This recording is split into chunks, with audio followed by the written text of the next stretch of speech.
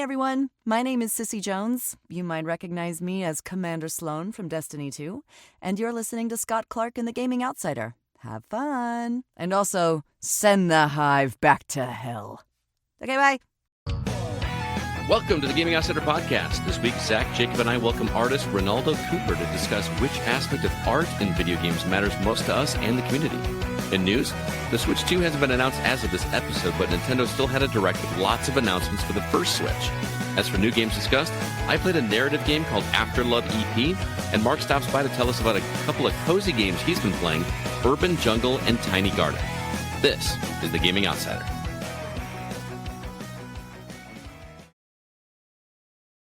Greetings, programs, and welcome to the Gaming Outsider, a video game podcast with a focus on our incredible community, which can be found at thegamingoutsider.com.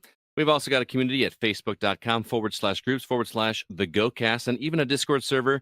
There's a link for it in the show notes of this episode. It is Tuesday, April 1st. I'm your host, Scott Clark, and joining me are my good friends, Mr. Zack Parkerson. How you doing, man? I'm back. You are back. It's good to see you, man. Yeah. You only missed one episode this time. But it feels like forever, man. I miss you, man. Well, yeah, it was a shame to miss out on the Assassin's Creed Shadows talk, but you know, we'll get there. You're very convincing. So we did convince you to play it? Maybe. Well, I guess we'll wait and stay tuned to find out. Yeah. Also joining us, Jacob Gunderson. How you doing, man?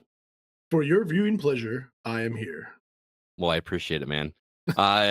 Unfortunately, Chris is not going to be here today because he decided to sit one out because we had a very special guest joining us. It gives me great pleasure to welcome to the show my coworker, but also artist, Renaldo Cooper. Renaldo, how you doing, sir?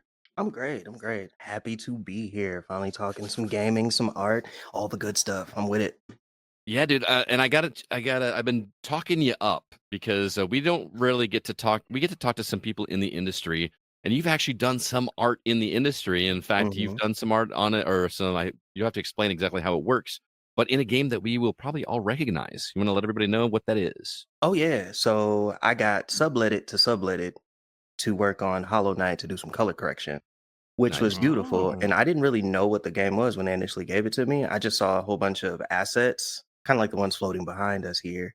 And the question was, well, how do I get these where I can downsize them, a whole bunch of computer jargon. Basically, space is a key thing that they need. So I found a way to make sure that all of the grading came down for one specific level. I haven't actually played the game, like tier. I need to play it. But when I found out was I saw somebody playing and I'm like, wait, I understand. Those are the same colors on those assets that, okay, cool. So yeah, Fiverr, ladies and gentlemen. Wow. Wow, that's indie. Fiverr. Yeah, no, it's indie behind the indie, and then it's under the table, and that's Fiverr. So yeah. The thing that's wild to me about that is like you're doing color correction for a game that you don't even know what it is. Like, did you have to sign an NDA even though you didn't know what the game was? No, because here's how it worked. Like, imagine if you're writing a paper and somebody sent you like 6 words out of the paper to fix. Okay. Like, that's, you know what I mean? Like, they just sent you like, oh yeah, color this rock correctly and then figure out what these colors are. Like, okay, cool, send it back. And they're like, wait a minute, I know that rock. And like that's basically what happened. So interesting. Yeah. That is interesting. Well, man, we're really excited to have you here. Our topic was centered around you being our guest, so we're looking forward to it. But before we get there, we got to talk about the games we've been catching up on. And let's start with you, sir. What have you been playing? Oh man, see, I'm gonna look like Unk when it comes to these games because everything that I played is easily 2-3 years old. But Rise of the Ronin is my top one at this point. Like, oh my goodness. Like, and I feel like I probably should get into the Sekiros and then like the Ghost of Tsushima because like my little brother's like, yeah, you need to play those. But I love Rise of the Ronin right now. That one's been one. What else I've been playing? Street Fighter 6. What you say? Is Rise of the Ronin, is that Team Ninja? I believe so, yeah. That's the one. It got ragged a little bit, but I don't understand it. It's one of those ones where I picked the controller up and I didn't stop playing until I had to. So it was really cool. And it had created character that was amazing. Like, I'm one of those people who are sucker for that, where like I need to make that eyelash to the left and it'll just So yeah, it was beautiful for me. Like the storyline, It's like typical, feudal Japan, throw in a little bit guns that don't exist yet, but it's still Ooh. cool. Oh But yeah. I think that one, the artwork and the gameplay are just beautiful. Yeah, dude, Nice.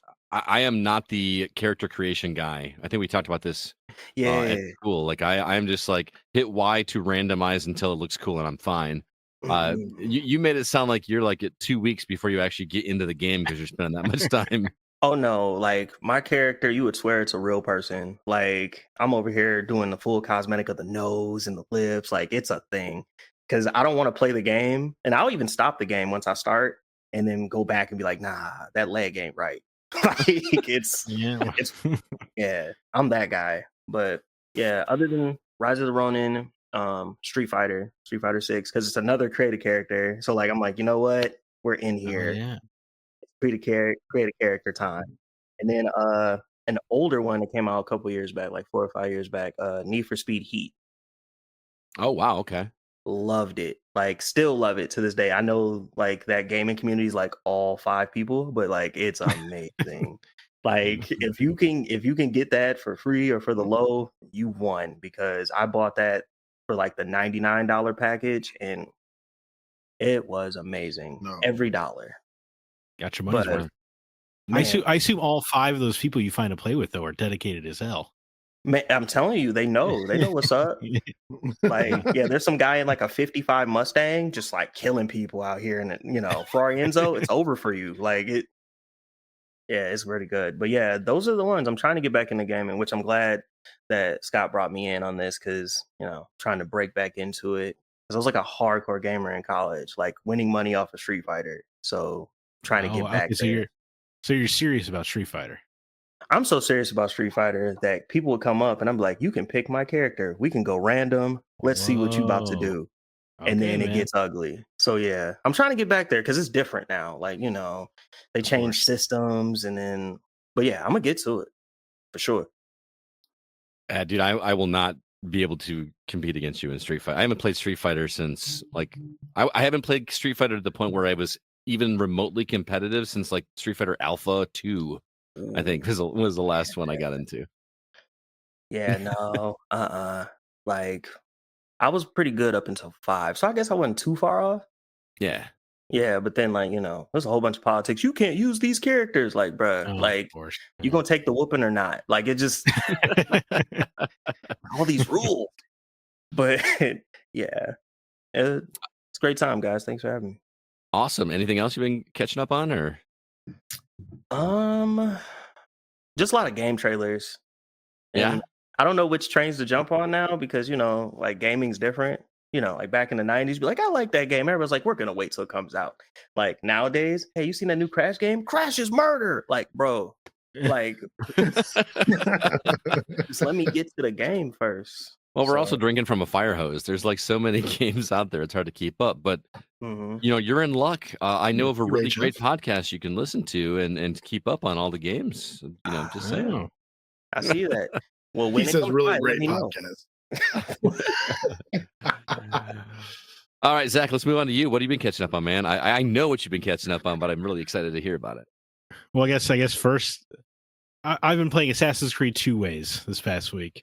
I Alright. picked up the Ezio collection on Switch, so I'm playing Assassin's Creed Brotherhood, because everyone is out here playing Shadows, and I was like, let me play the good Assassin's Creed, obviously. I want to play the You know. good stuff. give me that, give me that right into my veins. And Brotherhood, still incredible. This game holds up. There's so much to do in that game. In Roma, you're solving mysteries, you're assassinating guys, obviously, but I don't know. I like the villain in that game too. If you remember, Cesare Borgia. They brought it don't to remember. history. Oh yeah, That's pretty dude. awesome. Going against. Yep, he's out there banging his sister. It's good stuff.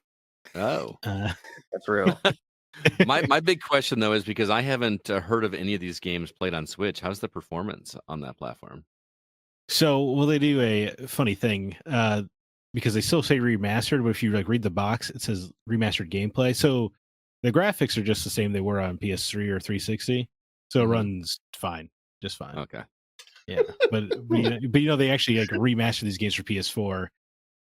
But the Switch it's just they have some gameplay improvements and it comes with all the DLC, but it looks the same as it used to, which for me is fine because a lot of times remasters make characters look funny. Yeah. It beefed them up for new generation of games and then dumbed them down for the Switch again. Right. Yeah, It's pretty fine. much, It's yeah. what I want. Give me the improvements to the gameplay, but leave the graphics as Right. crappy as they used to be. Right. That's all I like. That's tough. But yeah, it runs well. Yeah, dude, it runs good on handheld. I've been playing it mostly that way. It's a lot of fun. Nice. Glad to hear it. All right, dude. But then I guess more concerningly to you is I played Assassin's Creed Shadows. Nice. It's the first time I played an Assassin's. Oh, So I played an Assassin's Creed release since was it Odyssey that I reviewed infamously for the site. Yes, I remember. I think everybody But, remembers. But no, Odyssey is one of problem. my favorite games. So shut up. Wow, I'm sorry. You love average games, Yikes. but Assassin's Creed Shadows far from average. Ooh. Scott, I'm loving Assassin's Creed Shadows. I think this game's great. What? I was really worried that I oversold it on last week's episode. I don't think so, man. Yeah. I mean, you guys were talking it up pretty high, but I mean, it has stealth again. Yeah, right? Right. You know, which is just like a little side mode in Odyssey or Valhalla. But here it's such a focus. You can actually, you can like blow out light sources and stuff. You can crawl it. You can go prone. Mm-hmm. The stealth. I know you talked about all this stuff last week, but this is all very exciting for me. You know, I don't know, dude. I was getting some of that Splinter Cell vibes, sneaking in, like sliding open doors and just taking dudes out while they're just praying to their Buddhist god or whatever. Yeah, that's the part that makes me feel guilty because you go into these like buildings and there's dudes that are just hanging out. They're not like really enemies. They're just there and you can just straight up murder them. And I mean, right. like You can go super metal and be like, let him finish his prayer. Like, I mean, might as well. That's your last word in. Finish your prayer, make it good. yeah, but here's the thing: is like I kept doing that, and I actually got a fail state where it said too many innocent people have died, and it kicked me back out and made me restart the mission. Oh, So I I got was no like- such warning. I assure you. So like I'm killing every janitor I see is dead because I know they're gonna go tell their little daddy and mommy that there's a ninja in the fort. And I can't have Well, that. my way is like, hey, if Wow. you come after me and attack me, that's on you. You know what I mean? Right. Like I'm not gonna go in all aggressive, but if you hit me first, you know, you're done, son. I'm like it's my question for you though, because you said it's very stealthy, and you've actually gotten further in the main story than I have. So you've actually got Yasuke, right? I do. Yeah. So are you still stealthy with that dude? Because he's a Well, no. hulking beast of a man. Yeah. He's the like if you need to blow off some steam, go ahead and just send Yasuke in because does the early game have the wanted system where they send people out after you? I haven't seen that yet. It's where like Ronins Okay. come after you or whatever. Yeah, I think so. I think so. That gets introduced when you have the two characters. So I was playing as Naue. I really messed up some stealth, and so I had these like pursuers, and they're just like all over the place. Mm-hmm. And so it was kind of frustrating to deal with. So I was like, all right, I'll check out this Yasuke fella outside of us. This is how I played outside of a story moment for the first time. And yeah, he just walks in there, just straight up, just hacking dudes' heads off. You know, just stabs him through the gut and raises him and like throws him to the side. It's pretty cool. But it's kind of like easy mode, really, because Yeah. you just walk into instead of like having to recon these forts and find your best path. I'm just like spurting up to everybody I see and just hacking away with them at a giant katana. I saw some videos on something where like he's got one of those heavier weapons, and if you hit them with like full power or whatever, they just like fly across the screen, which, you know, I'm not going to go as far as to say Assassin's Creed is realistic, but it's a little bit more grounded than a lot of games, and it just feels like that stuff is just like, okay. Yeah, You it's know, got the Odyssey That's kick. Yeah. Jake would be familiar with. But so I've mostly been playing as Naue because she is the stealth focus. Because Yasuke he can barely climb stuff. If you try to get him like to go across like a balance beam or something, he's like almost falling off the whole time. So it's just a little bit. He's just more restrictive, I guess. So I just like to send him in to kill guys. Gotcha. So how far into the story are you? Because I was like 3 assassinations in. I assume you've surpassed that by a good margin. I've completed Act 1, which is I think 4 people in the main circle are dead now. Okay. Mm. And so yeah, I mean, so not much further than you, it sounds like. But I wanted to beeline it because I wanted to get to Yasuke and see what was going on with him, because he's got a really great premise, brought over as a Portuguese slave. Dude, that setup is great. It's not what I was expecting. I thought it was really interesting. Yeah, Yeah, I gotta pick it up because man, because a lot of the stuff that's been talked about it, like I know the historical side of Yasuke, so then like I really want to see the creative role that they played in it, just to see what they did with it. What is what is Yasuke's story like in real life? Because I don't know the history at all. Okay, so I'm gonna just strip it down the middle because there's one side where he was like God samurai, and then the other side is like, well, he was just some black dude who was a slave. So like down the middle, the undeniable part is the fact that there was a black guy named Yasuke who was like 6'2" or 6'3", which is like unheard of at the time. And I don't want to misquote the period, but I believe that it was like post-feudal. So there was a little war going on between everybody there. And the emperor at the time had never seen a black person, so he had bathed him multiple times to see if his skin color was actually that. Yeah. So after that, he became like one of his like best friends, and he became a samurai. Like that's pretty much all history tells us. Now all the extra were like he fought 1,000 men, 15 miles in the snow both ways. Like I don't know any of that, but like I do know that he was a samurai. He was a black dude from Portugal. So yeah, I really want to see what they do with it. In Shadows, it seems like he's about 7 feet tall. Yeah, of course. He's killing 400 dudes at a time. But it's no, I like him. I like he has a kind of a minor connection to Naue that's interesting. But I really like her too. I think she's a great protagonist. I like that she is I guess I don't want to spoil anything, but the actual assassin order plays a role in this story, which is that's a change. When was the last time Syndicate that you actually played like a proper assassin? Probably. I mean, Origins was like the origin of it, right? So right, but I'm saying but they call themselves the Hidden Ones or whatever, Yeah. So this is like the actual organization is back, which is thrilling for me. And I like the way the small ways they're tying in the Animus stuff is really interesting here. So I really don't have any complaints of Shadows. I think the game is awesome, and I keep wanting to just play it. I want to keep playing it as well too, but I don't know that I'm going to keep playing it the way I've been playing it, which is to clear everything off of the map before moving on to the main story. I enjoy that. That's just how I like to play Assassin's Creed games. But unlike other Assassin's Creed games, it's not doing me a ton of good because of the way the enemies level. You're always still going to be like right about the same level of those characters, so you're not ever really at a super advantage, which is why you did it, because I loved going in and just feeling like a god. Although I am getting the extra powers like on the skill tree.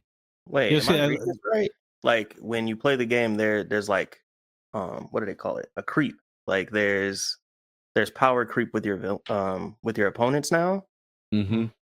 Man, so you know how like the characters have a level over them. Like my character is level 13. So when I go into the compounds or whatever to clear out these enemies and camps, they have a number on them, and like the low level janitors like Zack was talking about are 1, but then the guys that I'm actually fighting are going to be around like somewhere between 11 and 15. Whereas I thought it was across the base where like the creep would be like you show up at like 85, right? And then you go to the janitors, like why is he not 1? He's like at least 45 now. Like you see what I mean? Yeah. The janitor, he might throw some things with you. Like that's what I was expecting. But yeah, no, that makes sense though. Like at least it keeps it interesting. Right, but it sounds like Scott, you just need to get Yasuke. Apparently, I just need easy mode. Is that what you're saying? Kevin, our producer, says that I just don't like challenge. It's not that I don't like challenge. It is that that's how I like to play games. I like going in and hitting the main story feeling like a god. You know what I mean? And it's not like these games are super challenging. It's not like a Souls or an Elden Ring or anything like that. You know what I mean? This is there's a little bit of challenge, but it's not overly difficult. I just still like feeling like a god when I go in there, and I love maxing out that. How do you like the skill tree, by the way, Zach? Because I know you're usually not a big fan of it, but I know this is a constantly contentious issue for me. I still don't love it. It's weird that like things like the double assassination are behind a skill tree, considering Naue was trained as an assassin. You know, it is similar to why does Kratos have to learn how to dodge roll? He's the god of war. So it's got a little bit of that energy that bugs me, but I like the way it's structured with the knowledge point system. Yeah. That gates you from the higher tier abilities, which sort of incentivizes you to explore the map. Because if people haven't played the game, you basically have to discover new areas and do specific things to get knowledge points, and those work to upgrade you through this skill tree. And then you use a mastery points to actually unlock the things. But I do like that it incentivized me to like explore more because I wanted I think it was like extra assassination damage was one of them that I wanted. So I made sure to upgrade my knowledge rank so I could get that. I've been putting most of mine into health or upgrading my katana because I just prefer the katana to the other two weapons that Naue has. I am all in on the assassination trees, dude. It's very good. It's good. I don't know. Like I really have very few complaints. The story's good. The gameplay's good. I think that the skill tree is more interesting than most because of the small tweaks. You know, if there must be a skill tree in every game, at least this one is interesting. Yeah, fair enough. And I'm gonna have to play this game now. I'm gonna have to find something negative about it. Man, yeah, it's like what a fun way to live life. I am. I will say that they're the only thing I could see being a problem is structural, in that the next, like the part where I'm at in the game now is like 4 different assassinations that you can do in any order. So I could see how maybe that'll be repetitive as you do like 12 of those through the course of the game. So there might be a structural concern because unfortunately, like compared to like say especially like the first Assassin's Creed, but like the actual targets so far have not been very interesting. Oh, really? Like, I haven't found them to be. Did you? You mean the characters themselves or the way to take them out? I was saying the characters themselves, like they're like the stories. Yeah. Because it could almost be like an episodic format where you're taking on these people one by one, but like, you know, I was looking forward to finding the lady with the rifle from the intro, to talk vaguely, and then when I found her, it was just so disappointing and straightforward that I was left a little disappointed. So if we're talking artistically, it's kind of like, I don't know if you've ever seen it or not, but in the Kill Bill movies, whenever someone's like the main person she's going to kill, like there's this whole like romantic vibe of like, I remember you from this and this, that, and other. Like they play up. Yeah. And it doesn't have that. Is that what you're saying? Like it doesn't give you that. Which is funny because the villains are actually introduced in a very Kill Bill way. Like definitely calling to mind Tarantino. So like maybe that's why I'm in this mindset. Like I was like excited to learn more about them, but then it's just it's really just not. Definitely not so no far. Siren though. Yeah, yes, that'd be cool. Yeah, I just recently rewatched part 1 of Kill Bill, so like very fresh in my mind. Right. I would expected it to be that though. Like I would want for the character that I'm supposed to be getting rid of to have some type of like, you know, character world weight. Like I want them to be a part of the setting. So I'm like, okay, this makes sense for me to do it instead of kill the guy with the, you know, the icon over his head. Like, okay. Yeah. Right. Yeah. Like so the methods are kind of cool, the way you have to go about it. It's just, I wish the characters were more interesting. And it could just be maybe because those were the intro, you know, assassinations, maybe so they are keeping it a little simpler. So I don't want to claim anything before it happens, but that's the only thing I could see. I think part of it also is the way that you're introduced to those characters at the very beginning. They're all kind of faceless because they're all wearing masks when things go down, right? So they've all got that, like each has their specific mask. That's all you really know, or maybe the weapon that they're using. You know, so you don't really have a connection to them other than revenge. That's you know what I mean? mean? Yeah, they're going through, and he's like, "Oh, there's not a lot of character detail," and I just keep thinking of like Monty Python and the Holy Grail. He's like, "There's some that call me Tim." Like, great, that's a lot of character creation there. Yeah, that's awesome. Thanks, appreciate it. Yeah, but like Ezio is all about revenge as well for most of Assassin's Creed 2, but you learned about those characters before you killed them. Well, that was the whole thing, right? Is you had to investigate and learn about them and learn where they were going to be. So you kind of got a little bit background information. So you're saying you're missing that here. Yeah, or like, you know, they would always have those conversations where they would maybe explain why they did what they did, you know, when you were killing them. And here it's just more straightforward. Well, I mentioned this last week too. Do you remember like when you take out these people, they do the flash and it looks like you're going to have that like Yeah, it's a before they total die tease. conversation, and I was like, and they don't do it. I was like, guys, Yeah, I love the memory corridors. I don't care. They never like they make no sense. You know, like in a Brotherhood, I just killed a guy with a crossbow from like a rooftop, and he was on a boat, and then all of a sudden there's a cutscene. He's just holding him in his hands. yeah, who cares? It's really It's funny, so but cool. who cares? Who cares? It's the rule of cool. Absolutely, it's the same reason Godzilla can stand up in the ocean. It's cool. You know what? I was thinking about that one. It's I cool. really was thinking about that a couple of days ago. I was like, how is he standing? What is he standing on? It's the rule of cool, Cooper. Yeah, it's still Rule of cool. God. He's like an avid swimmer. He's not even floating. Like he's just like He's like, yeah. stable. That's a good point. yeah, he's buoyant. All right, dude, I am so He's glad. got buoyant thighs. Yeah, dude, it's great, man. I can't wait to. He's like under the water, like doggy paddling, like constantly like drowning. With those that's tiny little crazy. arms. Yeah, just those arms. Like when he hits destroyer, then he T-Rex comes out all cool. I'm sure CB is listening to this, and he's got some explanation because he's a big Yeah. Godzilla guy, and we're going to hear about it next week. Oh, More than definitely. likely. But it's very nice for me personally to be so excited about a new Assassin's Creed because I used to worship this series, but you know, Yeah. it's been a while since I've felt this way about one. Awesome. Can't wait to hear what adjectives you use to describe this one. Oh boy, that'll be interesting. Yeah. All right. let's move on. Furiously fantastic. Furiously fantastic. Jake, what about you, man? What have you been catching up on?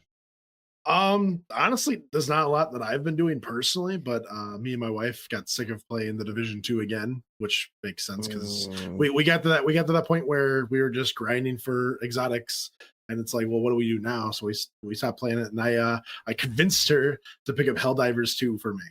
Nice. So we have been diving together and running through bugs and monsters and all this gross stuff, and she's just there's some panicky moments with her. At one point she's like, I don't feel safe.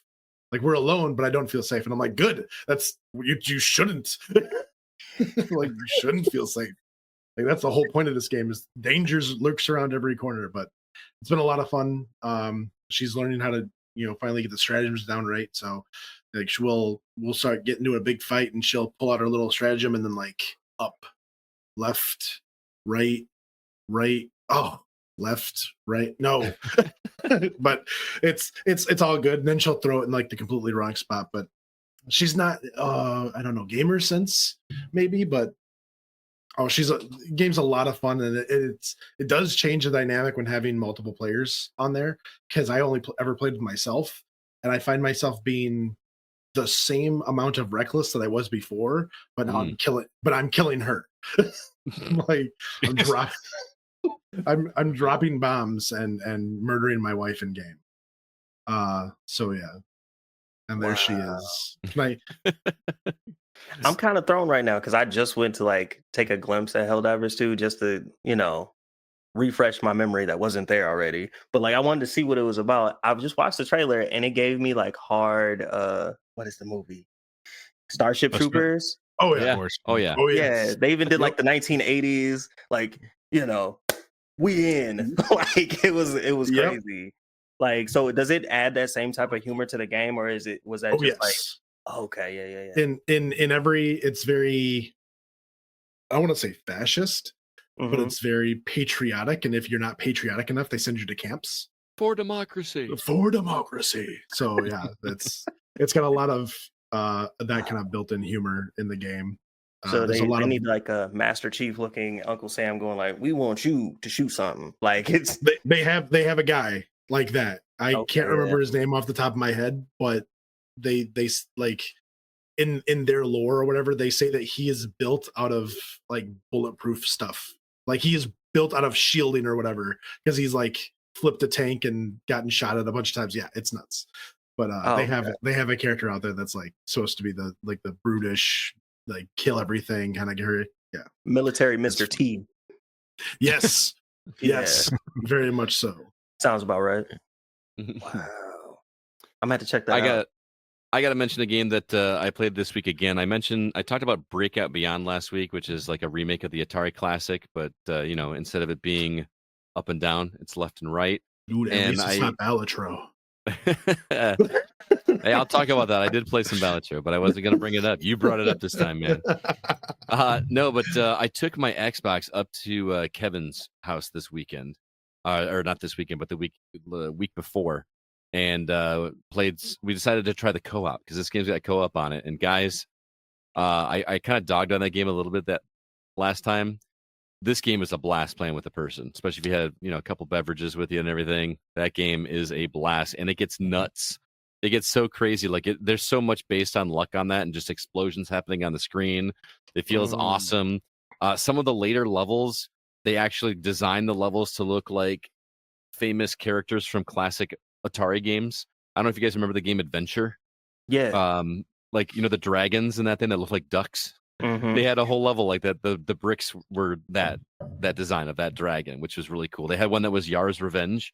It looked like the That's a barrier from throwback. Yar's Revenge, and oh man, so the '80s kid in me was geeking out about it, and it was a lot of fun. So I recommend that game to play with a friend because it is Okay. super difficult. It's still hard, but having a second person definitely makes it more manageable. And just we laughed so hard at playing a simple little brick game, and it's pretty great. So that's all I will say about that. Anyway, that took us a while to get to the games we've been catching up on. What say we go ahead and jump into the week's news?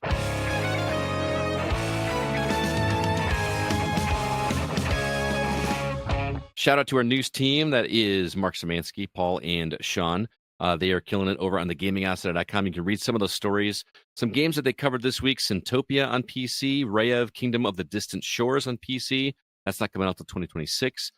There is a game based on the movie Terrifier. It's called Terrifier, the arcade game, coming to Xbox Series S and X, PS5, Switch, and PC.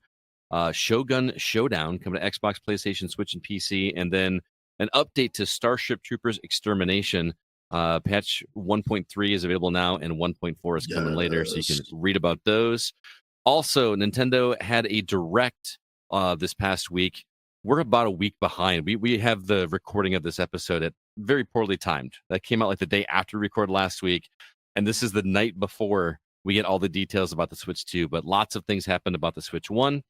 And then lastly, some big changes going on at Ubisoft in terms of organization, and we will definitely be talking about that. But Cooper, you're our guest, man. Which story do you want to talk about?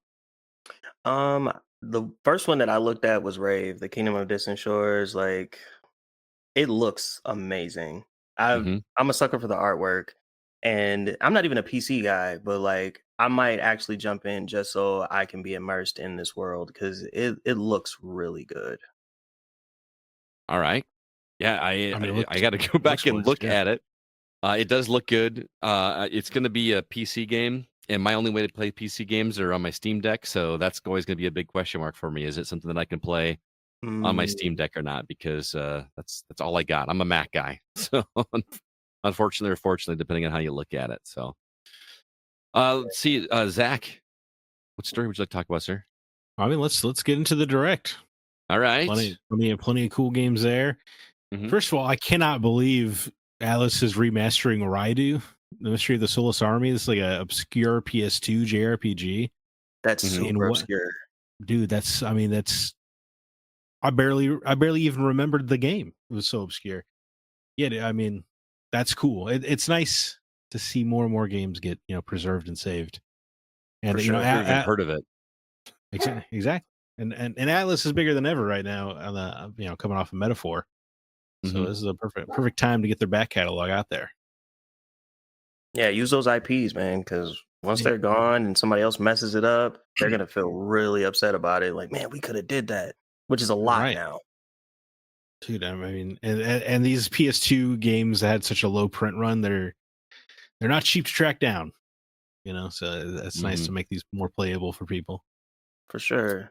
It sure just does seem like a lot of remake stuff at the beginning of this direct, though, right? Like, I'm not like necessarily knocking it, but like, this is your swan song direct for the old platform, and we just got a bunch of remastered stuff. I don't know. They're trying to play it Again, safe. probably they're saving all the good stuff for tomorrow, right? Right? There's That's what nothing I'm thinking. safe about Pac-Man eating everybody. Waka Waka, Labyrinth. Man, I think that you game know is what? so good. You onto something, because think about that game for a little bit. Like, I mean, they're already ghosts, and he's like, "Nah, I'm not done." Like, Yeah, I mean, like That's a wild. really good point. Like, thought man, you they're would already escape me dead, in death? Pac-Man. He's like, nah, wait a minute. Like, that's soul is mine. that's crazy. dude. You know what? That's the crazy theory crossover. Like, what if Shang Tsung is actually Pac-Man, and then he's just been around, Oh my just god. messing the whole world up. Really just Fight. locking stuff. Waka, Incognito. waka. Finish him. Waka. That's I it. don't We're gonna know. have Pac-Man in the next Mortal Kombat update. He has a playable character. He needs to be another ninja. I think that would be crazy, like a gold ninja named Pac. I'm with it. Just Boom, get on it. I need it. reskin Scorpion. Uh, there is a lot of stuff to take notice of. The big one for me, obviously, was Metroid Prime 4. Although we've seen some gameplay of it, they actually got a little bit more in-depth this time. Looks like there's some... Are they calling them psychic powers that Samus has now? Like, Yeah, I where, think that's what they're calling them, yeah. where, I mean, I guess you use them to open the doors, which is cool. I just want to see... I feel like they're holding back on showing everything on this game. Like, they had to show something for this Direct, but they're going to show another one on the Switch 2 Direct. Because that stuff didn't seem as interesting. I feel like it would have made more sense back when you had a Wii controller and you needed something to do with the Wii remote. But that stuff didn't overly excite me. It just been like, okay, I can use psychic powers to open a door. Well, I mean, you'll play it, right? I mean, no matter what. obviously, yeah. The question is am I going to play it on Switch or am I going to play it on Switch 2? Because there's a lot of question marks right there. I guess it depends on what sales pitch they deliver to you tomorrow. Yeah, pretty much. I mean, That's true. There's no way I'm not getting a Switch 2. Right. And if I'm going to play it, I'd rather play it on the better hardware. But, Yep. Is this going to be a situation where, remember, like back in the Wii U and Wii days where like it was released on one console and then another version was on there? Or is this going to be where I can use the same cartridge in both of them and I get a better version of it on the Switch? I don't know how that's going to work. Well, I was gonna say, I mean, that's what they did with even Breath of the Wild, right? That's a Wii U game. That's true. Mm-hmm. So maybe they use one as a tester, and then they're like, "Oh, okay, this tested pretty well. Let's go ahead and restock that one." Yeah, Metroid Prime 4 on Switch and Switch 2. But Nintendo, I don't know. I don't know if they're going to give you the freebie, but we'll see. No, never. Maybe upgrade doesn't sound likely. No, they're unpredictable though. I have no idea. Anything else on the list excites you guys? Jake, how about you? Anything on here? I don't even know if you have a Switch. Do you have a Switch? I do have a Switch. Okay. Anyway, actually, Patapon. That was a game that I played on the PSP way back in the day, and so it coming to another handheld console is going to be awesome.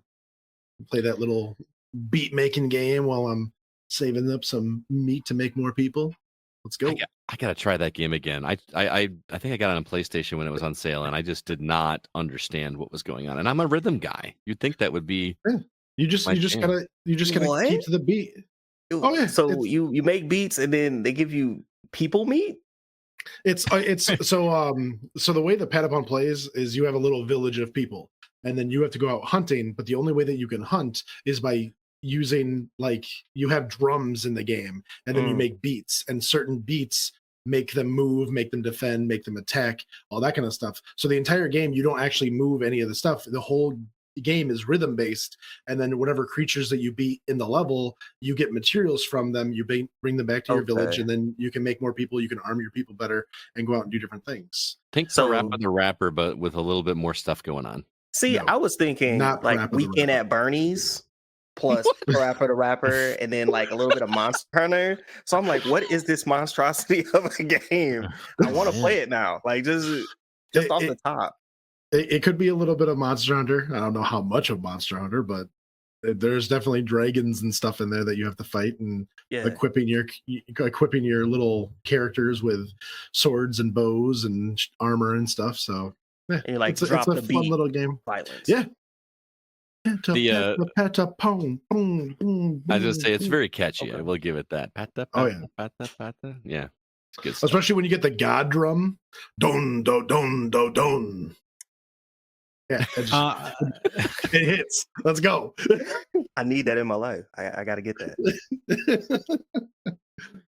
I don't really care about Patapon, but I am fascinated that PlayStation has 2 games on here coming to the Nintendo Right? Switch, and I feel like people are not making an appropriately big enough deal about that. Because obviously we got Lego Horizon earlier, but I mean Patapon, that's a PlayStation property, as is Hot Shots Golf. Mm-hmm. That's Although a that power one move. is not made by Clap Hands, right? Right? Which Yeah, is they the ones that parted made the ways with others. PlayStation. Mhm. Yeah. I mean, that's this feels like they obviously saw some kind of profitability or some kind of intrigue with Lego Horizon, Mm-hmm. So I think I'll say we might not be too far away from the Uncharted Nathan Drake collection on the Switch 2. Yeah. That feels possible now. Doesn't it seem weird too that they would do a Hot Shots game before doing another Mario Golf game? Because that series was insanely popular. I mean, they kind of whiffed on the last one where it was like Speed Golf or whatever. But Oh yeah, remember how Well, good those they're- Mario Golf games were? they were really good. Sure, but that's unrelated to Hot Shots Golf. Nintendo doesn't. Are No, they I going to know. not allow a golf game on their system? I guess.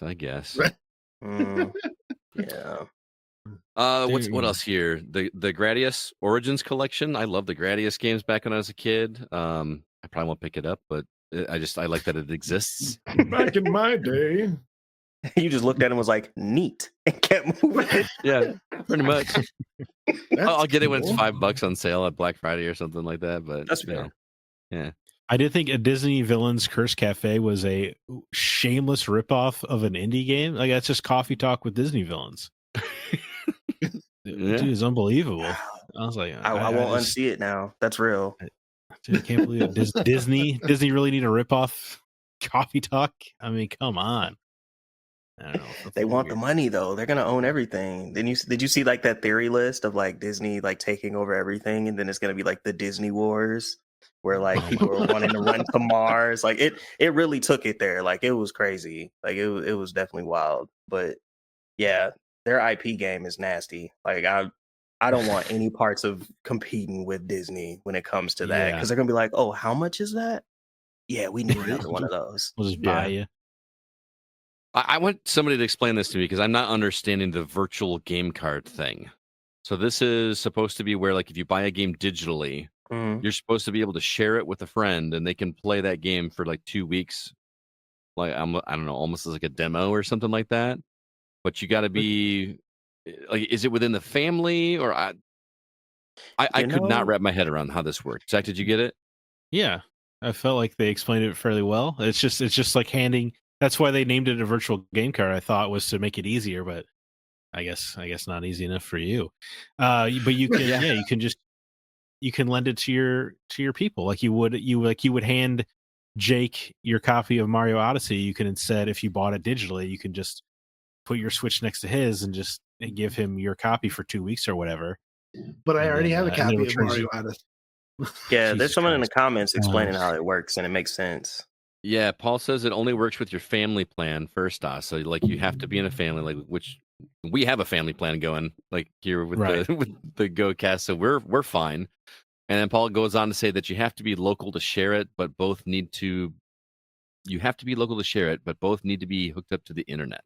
You know what it sounds like to me? Like, do you want Netflix for gaming? Because that's how you get Netflix for gaming. Like that's what it seems like. You had Netflix for gaming. Like, but I mean, just with Game Pass for sure. But like, I feel like they're trying to bring it to the forefront again, and I don't think it's gonna go too well. They're gonna get upset. Like, I mean, you know what bought this game? To me, it sounds like them giving you more ownership over your digital games, which is a good thing. Like if you're not playing Tears of the Kingdom and you want Jake to play it, and if he tells me he already owns it, I'm going to lose it. This is just an analogy, but you could just lend him your copy like you would a physical game, and you can't play it for 2 weeks or whatever, but your friend gets to, and then he gets to save his progress, and you could lend it to him again if you wanted to, and that way it's like blockchaining, because you said you can't play it, so like that means that if he has the virtual card for it, then right. So it's just like you view it as though it is a physical game, right? That only works for 2 weeks. Sure, but you would return a game to a friend, no? Well, All the games that maybe? I've given to friends, I've never gotten back. Yeah, I was gonna say. Yeah, well, fair enough. But this ensures you actually do get it back. Unlike Mike in my parenting class in high school, who still has my copy of Assassin's Creed. Unlike that, you actually do get it back. Screw you, Mike. So, no, yeah. not really. Mike's cool Mike, guy. no, Mike is cool. However, I want that original copy back. But Zack wants that back, bro. Go ahead and run that. If you're listening. But Scott, if he doesn't beat in 2 weeks or whatever, you just lend it to him again, right? Oh, that's how it works. You can just you can give him another 2 weeks. It's not like it's a one-time thing. Oh, okay. I was under the impression it was like you can loan it to him for 2 weeks and then that's it. Yeah, I didn't know you could do it again. It is. They want you to try to think of it as though it's like a game cartridge in your hand, which is why I would not be able to borrow it, even though we're in a family plan, because we're not local. You couldn't just hand me your copy of Luigi's Mansion. But there's a theory about it in the comments. I think the theory makes sense. Yeah, Paul Hines says that his theory is that it paves the way for digital-owned games to be transferred to the Switch too easily. And he goes on to say, but you need to see them in person. Might as well use a link cable. Let's go back to CDs. Just go back to CDs. Yeah, like if you got to do all of that, like, you know what? Just pass me the cartridge, bro. Like I don't know, man. Yeah. Currently with digital games, you don't get to do anything. So the fact that somebody's trying sounds like a good thing to me. I agree. I feel like I refuse to be cynical on this. So Scott, you're just gonna have to mail your Switch to Zach. Yeah, and then Zach can do what he needs to do, and then mail it back. And then it takes like 5 days to get back to my house. I'm already down 5 days out of my 2 weeks. Oh my god, that's so futuristic. Well, the loaner is gonna have to be the one to send the Switch for sure. Yeah, right. Wow. It'd probably just be cheaper to just buy you a copy of whatever it is. It'd probably just be simpler. Give me the CD. Spoof your internet source. Like just use it. There you go. Use a VPN. Is that what it's called? So I look like I'm in Oregon, but we're both in Hungary. That'd be fine. That's wild. Oh, that's a lot of work. I don't think that's gonna happen, but there's a lot of stuff going on here. But I have to imagine that the Marvel Cosmic Invasion stood out to you guys as well too. I think this looks super fun. This is the brawler with Marvel characters. It really reminded me a lot of the old X-Men arcade game, even though this is like Shredder's Revenge. But I got a lot of vibes from that game. Remember that arcade one? I think you do like 6 people at a time in that game. I remember the Simpsons version of that. Like, there's a lot of games that came out in that era. Yeah, if it's like that, then I'm with it. Got Marge with a vacuum, just beating people to death. It's awesome. Bart with the skateboard, man. Yeah, Bart with the skateboard, absolutely. Yeah. What did Homer have? I don't even remember. Himself. Yeah. Like, he was just like he is the weapon. Yeah, it was wild. And then they could do combos, like, because I remember Bart and Lisa would just like run with their hands together and just scream and just run through people. It was great. Yeah, I remember that. They were ice climbers. No, yeah, that's real though. Backing up just a little bit on the list, Dragon Quest 1 and 2 remake coming to Switch as well too, which is really cool because I was talking about, like, I'm going through the Final Fantasy games this year, right? And I've always wanted to do are Dragon Quest and Dragon Warrior the same thing? Yes. Okay. So again, that could be my way to get into that, as opposed to playing on the old school way. They just thought Americans didn't want to go on a quest; they wanted to be warriors. Wait, is Dragon Quest connected to the Chrono games, like Chrono Trigger and Chrono Cross? Or am I reading that wrong? Not to my knowledge. I don't think these are the same game. They're only connected in that one. They share like one guy, but no, there's no real connection. Oh, okay, got you. Because I was wondering that. Like, I figured there'd be some type of like big connection. Yeah. Dragon Warrior is the game that I played as a kid that I couldn't figure out what I was doing, and I thought it was a terrible game. Everybody. I went back like 10 years later and was like, "Oh, that's a door." Oh. What? He couldn't figure out doors, what? Right? He had to grow up to learn what a door was. Doors are hard for kids. Oh, that's a door? Enlightenment. Right. The last thing, the up button. The last big thing that stood up on me, and I'll let you guys, pitch anything else you want to talk about as well. But the Nintendo Today app that actually is available now. News starts tomorrow as of this recording. So like you can get all your Nintendo news from a Nintendo app now. And they promptly dropped some big news right away, which was the announcement of the Zelda movie release date, which I've neglected to write down. I want to say it was April 26th. Is that right? Of 2026? I don't know. I haven't gotten a phone call. I'll look it up real quick. Huh? Yeah. I want to say it's April in 2026, but I could be totally wrong. I know that the Mario one is coming out in March. So if they had the Zelda one like right afterwards, man, that's a bold move. They're crushing. Yeah. It says 2027. 2027. I'm sorry. So it would not be the same month in the same year.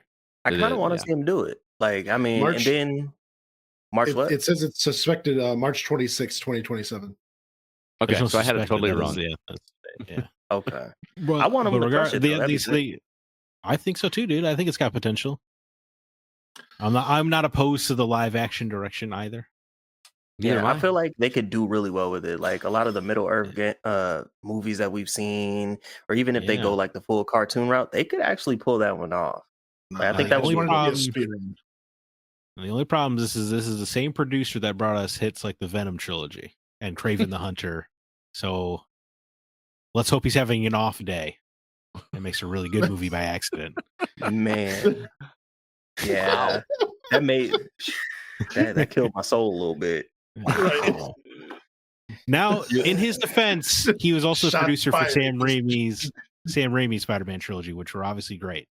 But that was a long Sam time Raimi ago. had back pain from carrying that one. Like, no doubt.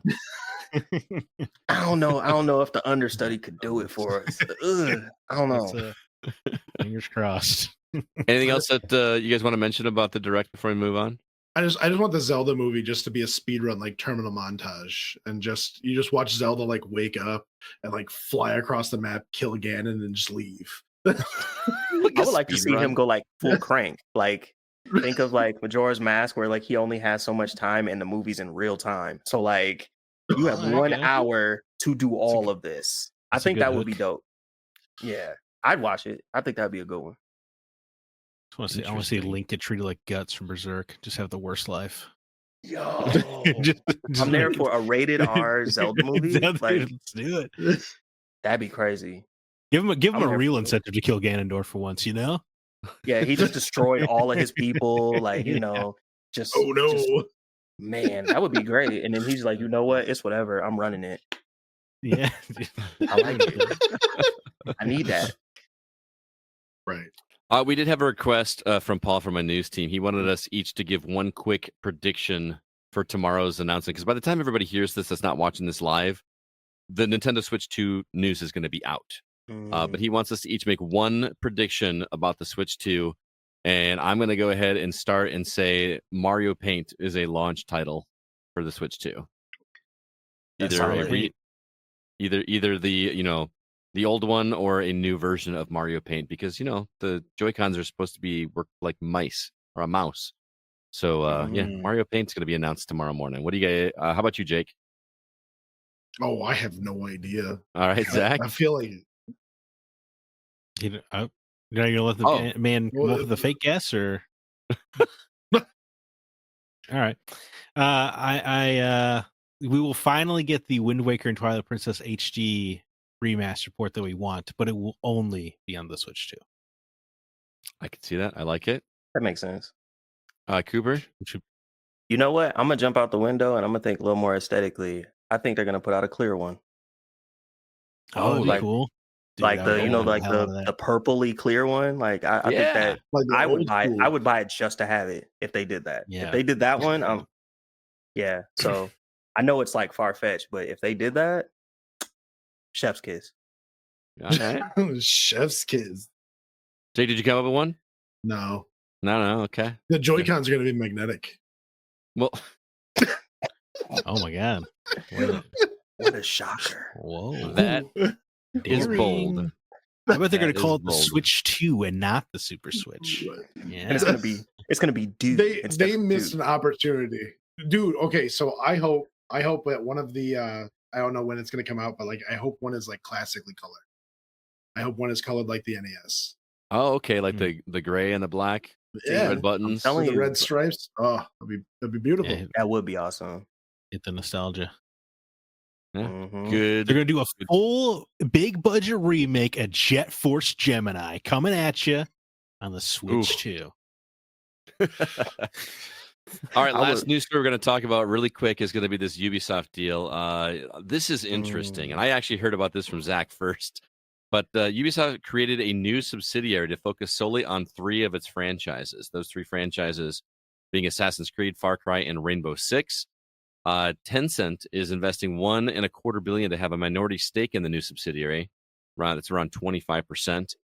And then Ubisoft is refocusing the division, Ghost Recon, and a new IP that we don't know about yet.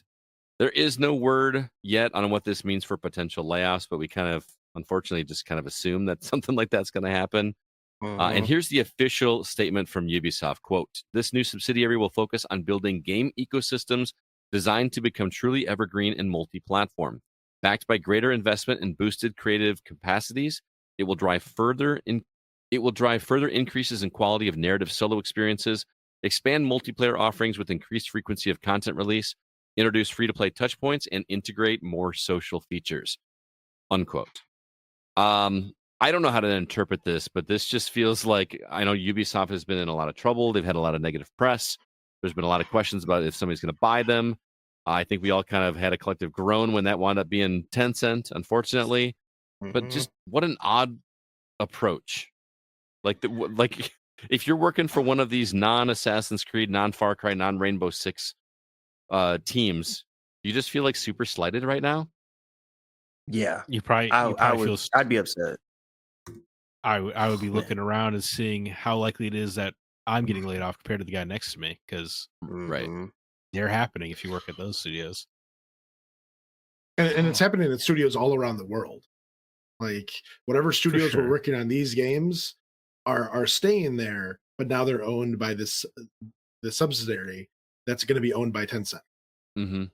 Well, It's a minority process, but the subsidiary is also getting the rights to Assassin's Creed, Far Cry, and Rainbow Six.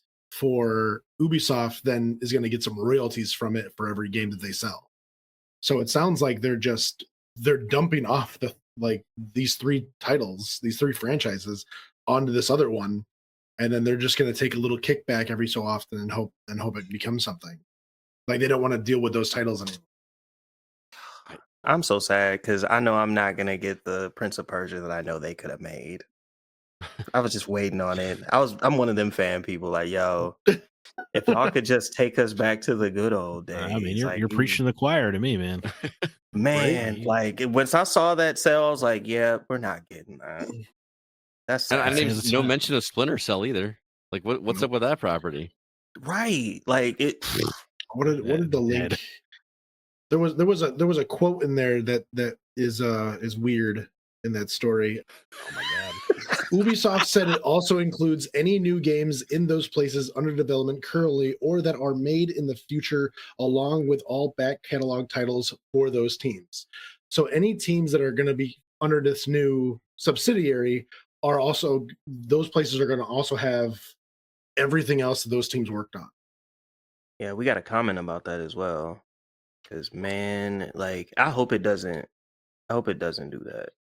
Yeah, Sean Coates says that statement tells me they're going to go the live service route, which I know gets us all super excited, right? Oh yeah, but I mean, haven't they already? And our like they've been dipping a toe for sure. Yeah, Division is. Mm-hmm. Yeah. I guess Assassin's Creed isn't. I guess right. They have a lot of live service elements in Shadows. Now you know what? Well, like if we're playing devil's advocate, what if they did go live with Assassin's Creed? Did they try that with Unity? Yeah, they did, but I No. figure like now if they have like the infrastructure, because I mean they got Fortnite over there, so like it's not like they don't have the infrastructure now. What's that going to look like though? Like just a bunch of assassins versus Templars? Like that doesn't sound fun. It doesn't sound in the spirit of Assassin's Creed. I feel like Steven has a bounty. No, I really feel like if it was done tastefully, it might actually go way further. Simply because it's not so spray and pray. You really had to have tactics at this point. Like Mhm. the one thing that stood out when Zach was explaining shadows was putting lights out. Like that's such a small nuanced thing, but if you really think about how that works, like that's a beautiful thing to be able to do. If you had like a team, like yo, put the lights out over there, make sure you throw the smoke bomb over here. Like you know what I mean? It's the same way that when Call of Duty was running around, where you had people who really made their routes. I think that would be kind of crazy if you had the assassin version of it. You know what I think would make that cool too is if you had like an overseer role attached to that, where you've got somebody that can Mm. see the map and can see like icons for your team and the other team and be like, dude, you got to go over there and take out, Like a Bravo sniper. team. Like, Go yeah, take, like yeah. I think that would be awesome. Like, I mean, Overwatch. there's a lot of cooking to go on that. There's a lot more spices that it need, but I think that it's fairly possible. But again, we're dealing with people who don't like to take, creative risk. So I don't know. Right. But Yeah. I think I would buy it. Like, Assassin's Raid or something. Like, I think that would be dope. I like the idea. I just don't like it in Assassin's Creed. See, Mm. I feel like some of these ideas that they're bringing back, like the putting out the lights and stuff, that's all been done before. And I'm not saying that it's a copy or whatever. I'm saying that like in any stealth gameplay, it should be a normal thing. Like this should be used in everything. And for some reason, it feels like a lot of titles nowadays want to reinvent the wheel. They want to go backwards rather than continuing on with the progression that we already have. That's true. And I don't know. It feels. I'm glad we're going back to it, but I mean, Splinter Cell did it first. Yeah. No lie, for sure. All right. Well, let's go ahead and move on. I got one other quick announcement before we go and talk about the games we've been playing. Some quick R2V2 news. We have officially booked our venue. I think we mentioned that last week. Planning for R2V2 2025 is underway. You can look forward to seeing news about shirts, bags, tickets in the following weeks. And speaking of tickets, our Eventbrite page is nearly completed and should be up and running in a day or two. Early bird tickets will go on sale immediately, so stay tuned for that. We will definitely get links to you guys. We hope to see everybody at R2V2 2025. We have already lined up some musical guests, and we have the potential for another special guest. I'm not going to say who it is just in case it falls through, but stay tuned to our social media outlets for news and updates on R2V2. With that, let's go ahead and jump now into the new games we've been playing.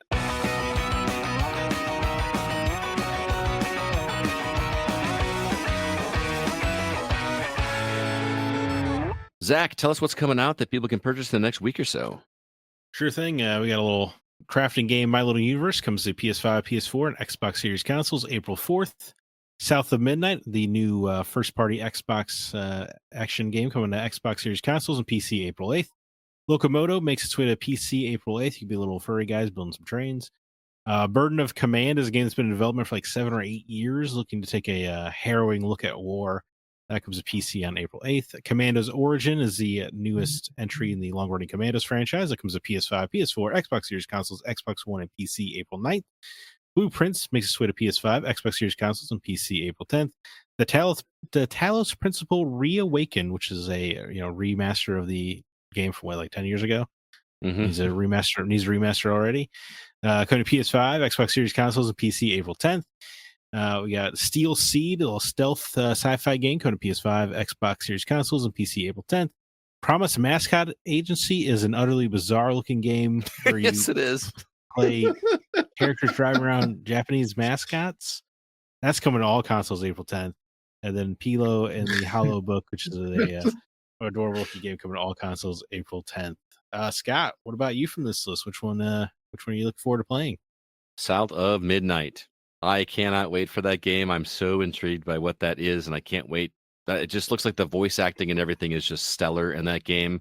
It's a setting that we've never seen before. At least I don't remember seeing one. Maybe since Bayou Billy is the only one I can think of that took place in the Hunt Showdown. Hunt Showdown. Yeah, I didn't play that a That's ton. true. I know you love that game, but so yeah, South of Midnight gets my pick. All right, what about you, Jake? Locomoto looks fun.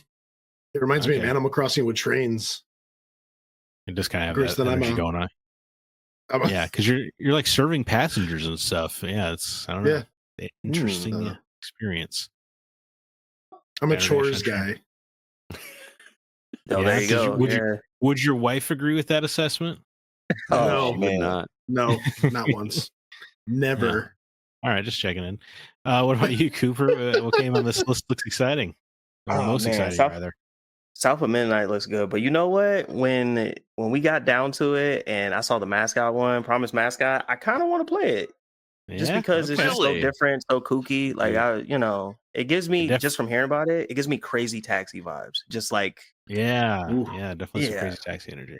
I kind of want to do that, but yeah, that would be my pick. All right, well, Zach, thanks for the rundown.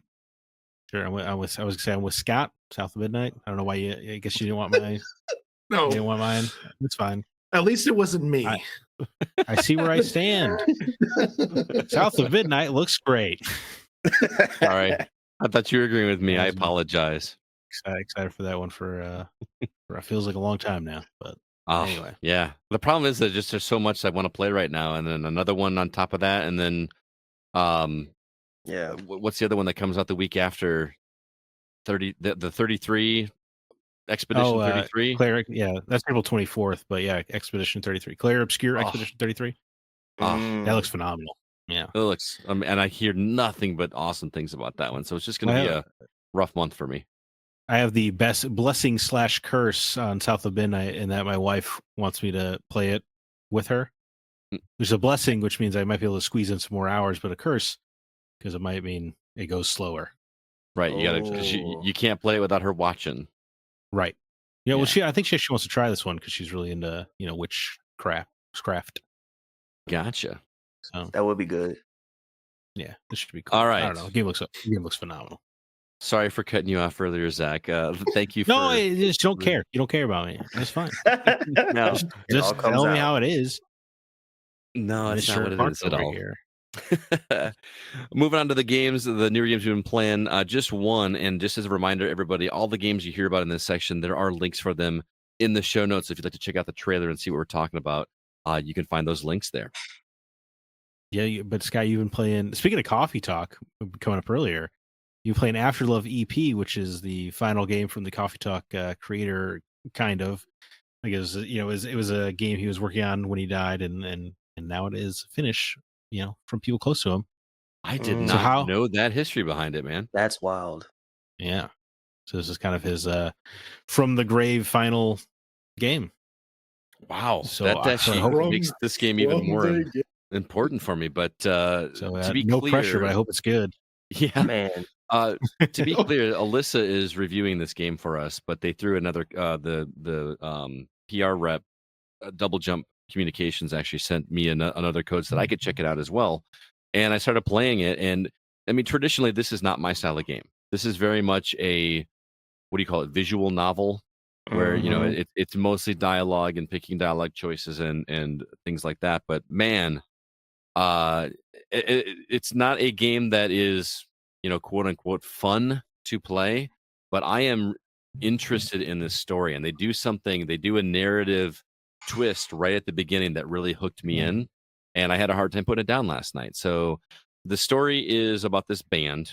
They're playing a show, and the lead guitarist and songwriter has a girlfriend that is watching the show, and unfortunately she passes away within like the first 10 minutes of this game. And I mean, it just shockingly, like, it's just like out of nowhere, almost to the point where I was like, I haven't gotten attached to this character enough to really be impacted by that. I mean, obviously somebody dying, a main character dying that quick is going to affect you, but I didn't know her long enough. So at first I was kind of put off, like, well, that's very sad for this character, but I don't really no connection. But then they do something really cool. So the story goes that this band member basically goes into a state of depression for like a year. He abandons the band. He doesn't talk to anybody, but he wakes up a year later he wakes up in the middle of the night or whatever, and he pulls out his phone and he's talking to his dead girlfriend. Like he's hearing her voice in his head. So even though she's gone, she's still living within him and having conversations with him. And when he goes to have conversations with other characters, he does a thing where he accidentally has a conversation with her or responds to something she says, and they're like, dude, what are you talking about? And he has to kind of pull back and do this. So that is a really interesting narrative hook for me that made me go, I'm not usually into this kind of game, but I want to see where this goes. Because then like he meets up with the band and they're talking about getting back together, and you have these little story beats where he goes to the record store to listen to some new music to get a muse. He meets another girl at a poetry reading to try to get some inspiration on how to write some lyrics for his songs. I really like where it's going. And he's even like going to therapy. So he actually sits down with a therapist, and that's some of the dialogue that you're having. So it's really interesting what you're doing, but the majority of this game is just listening to the conversations, and choosing an occasional dialogue choice that doesn't really seem to affect the story too much. And then there is a very brief rhythm game tied to it as well, where, because he's in a band, it's super, super simple. Like it's all A, B, X, and Y. Not really difficult beats to do, but it just gives you something to do to kind of shake things up. Do you actually walk around at all, or is it strictly a visual novel? You do walk around, and actually at first it's a little tedious because you don't even have a map. So you just kind of like guess you're going in the right direction because it's kind of two-dimensional, right? So I don't know if I'm going left or right. And then it opens up to other districts that you can go to kind of open up the map. But thankfully there's a fast travel. So you can actually go to a different district if you need to. And they give you pretty good clues as to where you're supposed to go. But and the really interesting thing that they do from an artistic style, Cooper, I know you watched the trailer and you were really intrigued by that. We'll get to that for a second. But the thing that they do to me that's really interesting that I think is really clever is there's only one voice in the game that is actually voice acted. And that is the voice of the dead girlfriend. So like everybody else just speaks in the word bubbles and everything, and you kind of tap through them. But when she speaks, it's actually voiced by this female character, which adds a really cool touch to it because that's the only real emotion you get outside of the typical Japanese animation looks that they have on their faces. Like when they're sad, their eyes just get covered in like lines to make it look like they're dark, or if they're exasperated, they've got like pieces of sweat flying off of them and everything. But you get real emotion from the girl, which is just really interesting to me, especially because she almost comes across as your inner voice, like trying to talk you into doing things or trying to talk you out of doing other things. Like she straight up tries to talk you out of going to therapy, but does it in a sweet way. Yeah. So you're psychotic. It's really interesting. And then he actually has a conversation about whether or not he should be telling his therapist that he's actually talking to his girlfriend. You know what I mean? Like it's really, man, it's really interesting in a narrative sense. And I might actually go through and finish this game just because I'm intrigued to see where it's going. I will say it's a little tedious. If you don't like narrative games, I'm not going to say that this is the one that's going to put you over the edge and get you into them. But the story in this one really has grabbed me, and I'm digging it. Wow, I'm happy to hear it. Yeah. I'm completely thrown. Like, okay, the part that threw me off so much was the fact of you're only hearing her voice, which in my head, like usually when you hear stories of or you see a movie where someone dies at the beginning, you only give like tidbits of them, so the audience really doesn't care too much per se. They're like, oh well, we remember them from the beginning, but this one they completely eliminated that and like they put that as the main character pretty much because like if we're hearing them, like that's insane. Like I already loved it from just like how it looked, just like the manga style, and then like how everything moved. It was like really seamless and just had like a smooth art style. But the storytelling part of that, I'm blown by that. Like that's wild. And I'm glad you like the art style. I was a little thrown by it. It is that Japanese art style, like you're saying, but it seems purposely done a little bit cruder in style than like what I'm used to with Japanese animation. It almost looks like I don't mean this to sound like it's bad, but almost like how a child would draw it. Yeah, you know what I mean? And it makes sense to the story because like if it seems like we're playing the game in his head. So like, of course, everything is not going to be like polished and like finely tuned. It's going to be like ideas that are kind of rough, and some ideas are more colorful than others. So like that's the way that I took it. So Mhm. now that you say that, like now it makes more sense. Like Right. before that, I would agree with you. I'd have been like, yeah, how come this is not polished like how it usually is? But that, like, it makes perfect sense now. Mhm. I was kind of shocked at how much I was enjoying it. I'm like, man, I really, and I know this sounds crazy. I'm playing it on Xbox. It is also available on PlayStation, Switch, and PC.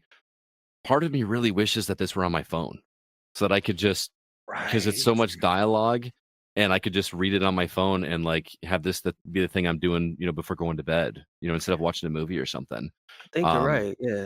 It reminds me of but like Bit Life once you say that. Like, because at that mhm, point, like, especially, you know, the the kids that are playing games like this, like they get into the dialogue, they get into the narrative.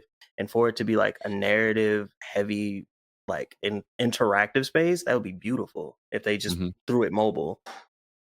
Yeah, I mean, I would be more prone to finish it more quickly, I think, because if I'm Hmm. sitting at my console, I'm going to play Assassin's Creed. You know what I mean? Right. That's just the way it is. But yeah, really, really intrigued by the story, and like the conversations are the way they're written are how a conversation would actually go. Hmm. Like, and it's kind of refreshing to see some of the characters actually not be super kind to your character who lost someone very close to him Yeah. a year ago, and they're kind of like, are we ready to move on? We got to get this band thing going. You know what I mean? Yeah, Which yeah, sounds like yeah. a jerk move, but also at the same time, it doesn't seem candy coated.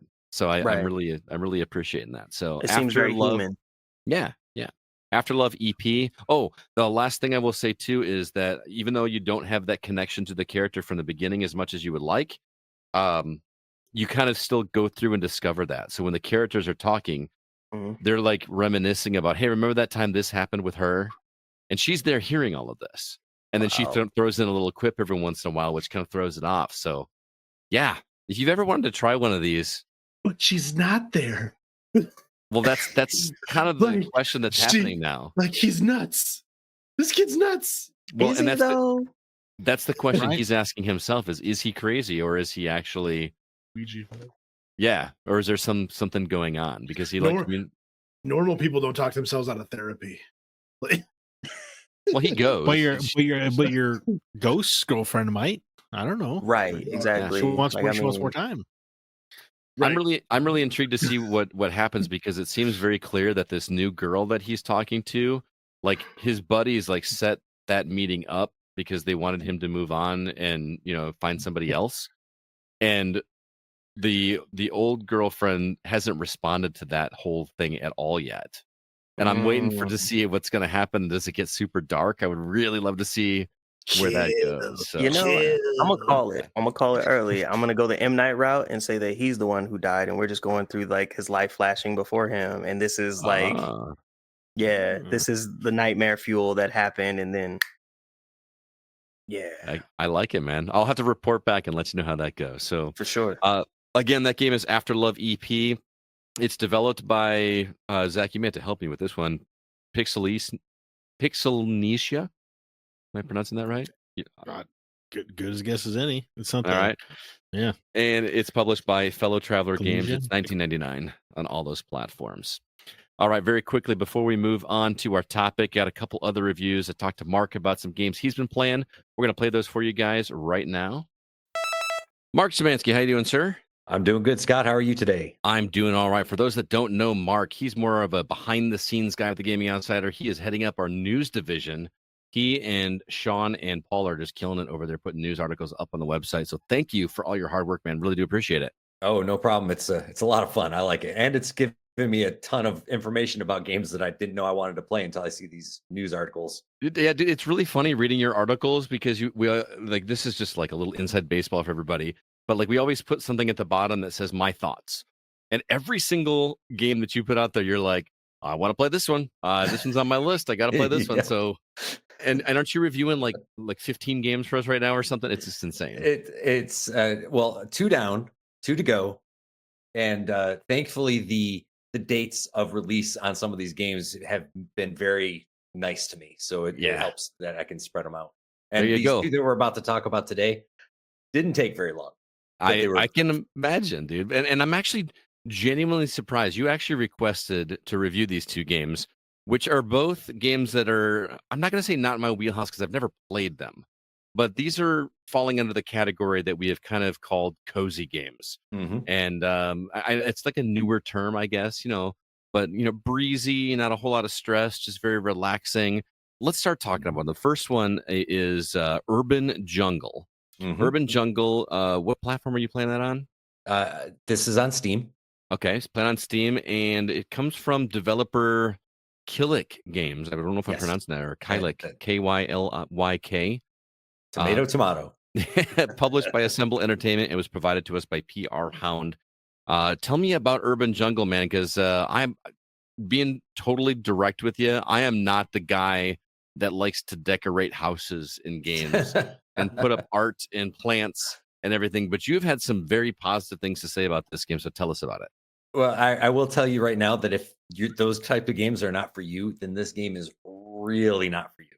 Okay. But it's still, I enjoyed it. I'll give a little background into it because this is not a long game to review. But I have also never really played the cozy games. They just didn't seem like something I would want to reach out and just try. But this game came along. We said, hey, do you want to review it? Hey, I'll try something new. Why not? And it wound up being a really good time. Nice. Cozy for sure. It's very simple. The nice thing about Urban Jungle is that they threw a very, very heavy, in a positive way, but a heavy storyline behind it. Where there's this lady and Scott, knowing some of the trials that you went through with your previous teaching position, this lady is in her job and she's good at her job, but she's very unhappy with her job. And so, what's that like? You tell me, sir. I have no idea. What are you doing? Anyway, so she starts.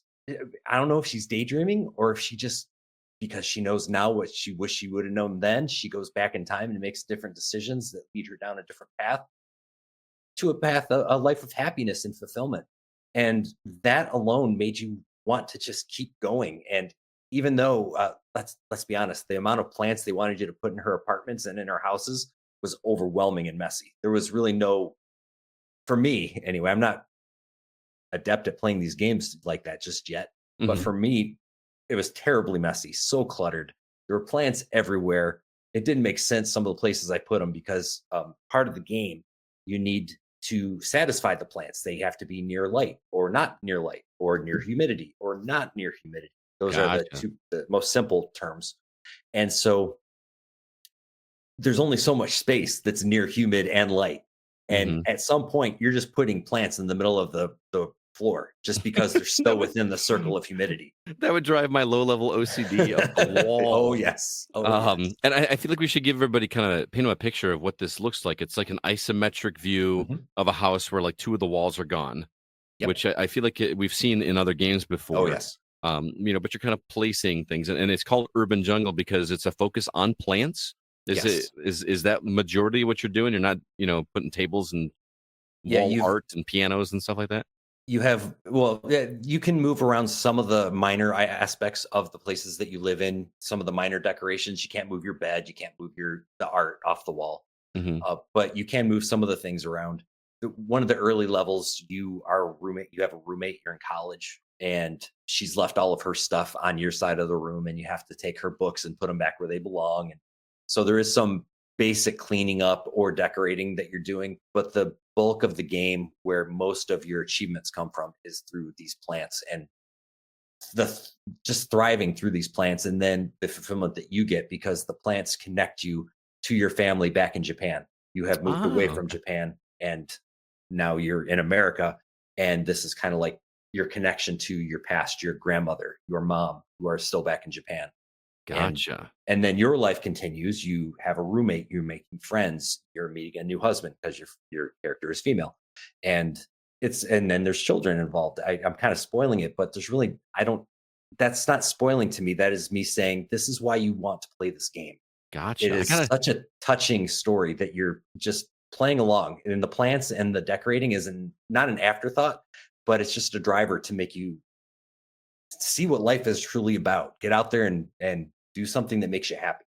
I gotta say, man, I was not expecting a good story in a cozy game like this. So that's a refreshingly good thing to hear. This one is $11.99. I assume you're recommending people check it out? Without a doubt. Okay, that is Urban Jungle. Again, that's only on PC as of right now, but who knows? Stay tuned. This seems like one that it reminds me of Unpacking, which was on Game Pass, so it gives me hope that we might see this on Game Pass someday. It wouldn't the other game I want to talk about is Tiny Garden, which hilariously is somewhat similar. This one you are playing on PC, but it is also available on Switch. Comes from developer AO Norte.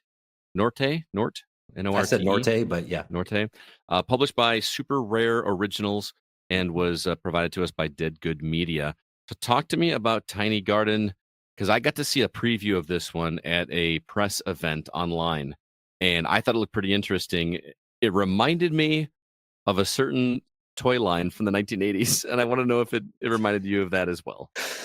Because the garden, this tiny garden, is within a little bulb, like almost like a keychain.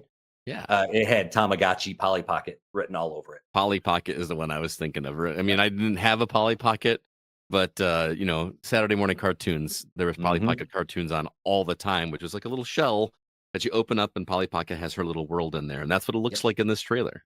And that's exactly what it is. All right. Where Urban Jungle was more story driven, Tiny Garden has no story. Okay.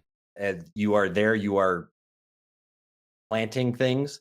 Those plants allow you to unlock other plants through the selling your plants or just growing them. You don't actually have to try to sell them. That's not part of the game. So like there's no harvesting or anything? Yeah, there's harvesting. And then you take what you harvest and you can unlock other plants that way. You can unlock decorations or color schemes, things like that. And the Polly Pocket-esque part of it, where the lid flips up, that's where you store all of your decorations that you've unlocked, that you purchased. You can put things up. You can kind of like Unpacking. You can build like a house or a room and decorate it with all the things that you've unlocked. But that's kind of afterthought-ish. There's really no point. You don't get extra points for decorating. Right. That's just for the sheer satisfaction, if you like that kind of thing. Correct. Yeah. So the garden is on the bottom half of the sphere. Yep. And the top half of the lid is where like you're getting your decorations and things like that. Now on the side of this, there's a crank. And they were very adamant about pointing that out in the press event. What does the crank on the side of this thing do? All right. So you plant your seeds. Some of them you crank it once and the plant is grown and you can harvest. A couple other ones you crank it twice, crank it 3 times. One plant that I did, you had to crank 4. And sure enough, that was all you needed to do. You just crank it and then you harvest. So it's like the passage of time. It is the passage of time, exactly. Okay. Now, another thing that they stressed in the trailer is that this is, we said cozy already, but this one is so cozy. There's no pressure whatsoever. There's no time constraints. There's no real difficulty. It is just like a Zen garden kind of thing. Is that the vibe you got playing this? It almost is. You said there's no difficulty. Oh. They get you on a couple items. So you in order to unlock, you can unlock new seeds, but you don't know what they are. You don't know what kind of land you have to grow them in. It doesn't tell you how many cranks it is, but honestly, the cranking, once you've cranked it, however many times, it says, "Oh, you've grown it. Congratulations!" And then you know how many cranks. That's not really a concern, but what it is the type of land and the plants that you need to unlock it. There's some strategy involved to get to the end of this game and have everything unlocked. And some of the puzzles almost to try to figure out how to get these plants to grow is tricky. And because this game, isn't out there into the world, you can't Google it yet. So I'm sitting here just racking my brain and trial and error. Okay, so if I plant the hydrangeas, it turns the land green. And then I put the sunflower seeds in there. But by the time the sunflower seeds, you need to crank 3 times. But after 2 cranks, the hydrangea plant land is gone. So you have to replant strategically. I was like, oh my gosh, no child would ever figure this out. All right. It seems like a kid's game. And I'm thinking to myself, well, I guess the kids just aren't going to unlock this plant. Oh, well. Interesting. So it's got a little bit of puzzle element to it. It's not quite as simplistically cozy as I was expecting, but still sounds like a relaxing game. 90% of it is definitely relaxing and cozy. All right. If you are intent on unlocking and getting to everything unlocked in that game, you will have some brain racking time. All right. So that is Tiny Garden. I don't have a price for this one yet. This one actually doesn't release until the 8th. But when, depending on the price, are you recommending people check this one out? Yeah, I'm pretty sure if what I saw was accurate, I think it's going to be around $10, maybe even less. Okay. But probably similar pricing to Urban Jungle. That wouldn't surprise me. Both games took me about 3, maybe 4 hours to get through. So yeah, I don't see the price being that high. And for that reason, absolutely a lot of fun. For those of a certain age, if you remember Farmville, Tiny Garden's going to scratch that itch. I miss Farmville. Oh, really? You're the one. Yeah, I was the annoying guy on your Facebook page. Yep. You'd be like, "Hey, help me grow some stuff." You were the one that I would have blocked, probably. Yeah, But, okay, all right. honestly, I would have blocked me too. All right, well, I Mark, didn't like I didn't like the community aspect of it. I just like growing plants. I hear you. Well, Mark, thanks for checking out those games. They sound pretty interesting, even though they're not, up my alley, as it were. But you make them sound interesting. So I hope people check them out. Yeah, the great time wasters. If you, for nothing else, they're nice and short, so you're not really committing your life to trying to beat them. And just jump down, play them for even 20 minutes if you have a few extra minutes to spend on it, and it's satisfying. So yeah, go for it. Absolutely. Sounds good. All right, Mark, we're going to let you go. Thanks so much for stopping by. We'll catch you next time. Next time. Thank you. Thank you so much, Mark. As always, it's a pleasure talking to you. Before we move on, I'm saying that a lot today. Want to remind everybody about facebook.com/groups/the GoCast. Got a community over there. Please join the community. Also, Discord. There's a link in the show notes of this episode. Also, do us a favor. Drop us a review wherever you're listening to the show, especially Apple Podcasts. It helps us get the word out there. The more reviews we have, it makes us look more legitimate, and we can really use the help. And lastly, check out our website, thegamingoutsider.com. You'll find all of our written reviews, including Joel's review of Nova Game Expo and Mark's review of Karma: The Dark World, and as well as all of our news topics as well. Jake, did you have something to add? So this is only going to work for our podcast listeners, but one of the games Mark is reviewing is Urban Jungle, and I was like, finally, they remade that Predator game from the PS2, and I looked at it, I was like, oh, that's not what I wanted.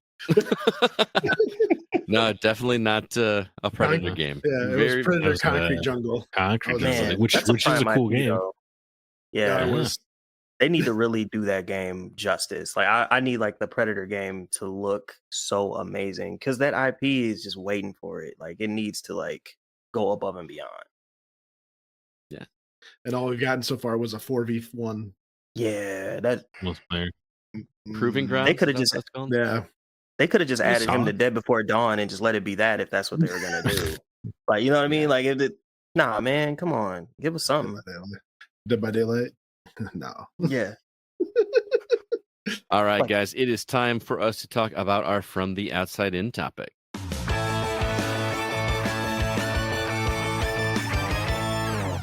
As we mentioned earlier, our guest has contributed his skills in art in video games, and it got us thinking about how just important art in games is to us when it comes to the favorite things that we've been doing.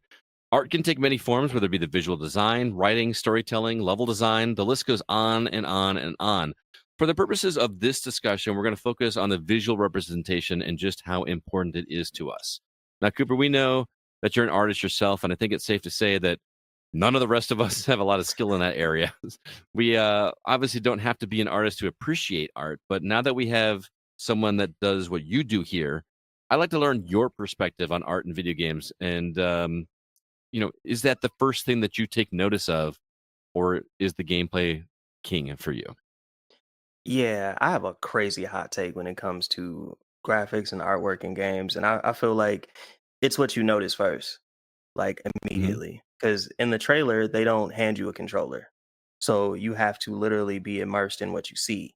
So if the artwork doesn't connect with you, they're not going to get the controller in your hand and be like, all right, let's play it, unless you're already diehard for that type of game. And that, I would say, experience reaches a lot further. But if it's not popping to your eye, I don't think it's going to make it to your hands. So that is really interesting. I feel like that's just a take I wasn't expecting, but it totally makes sense. And we have a comment, actually, I'm going to read that actually echoes what you're saying.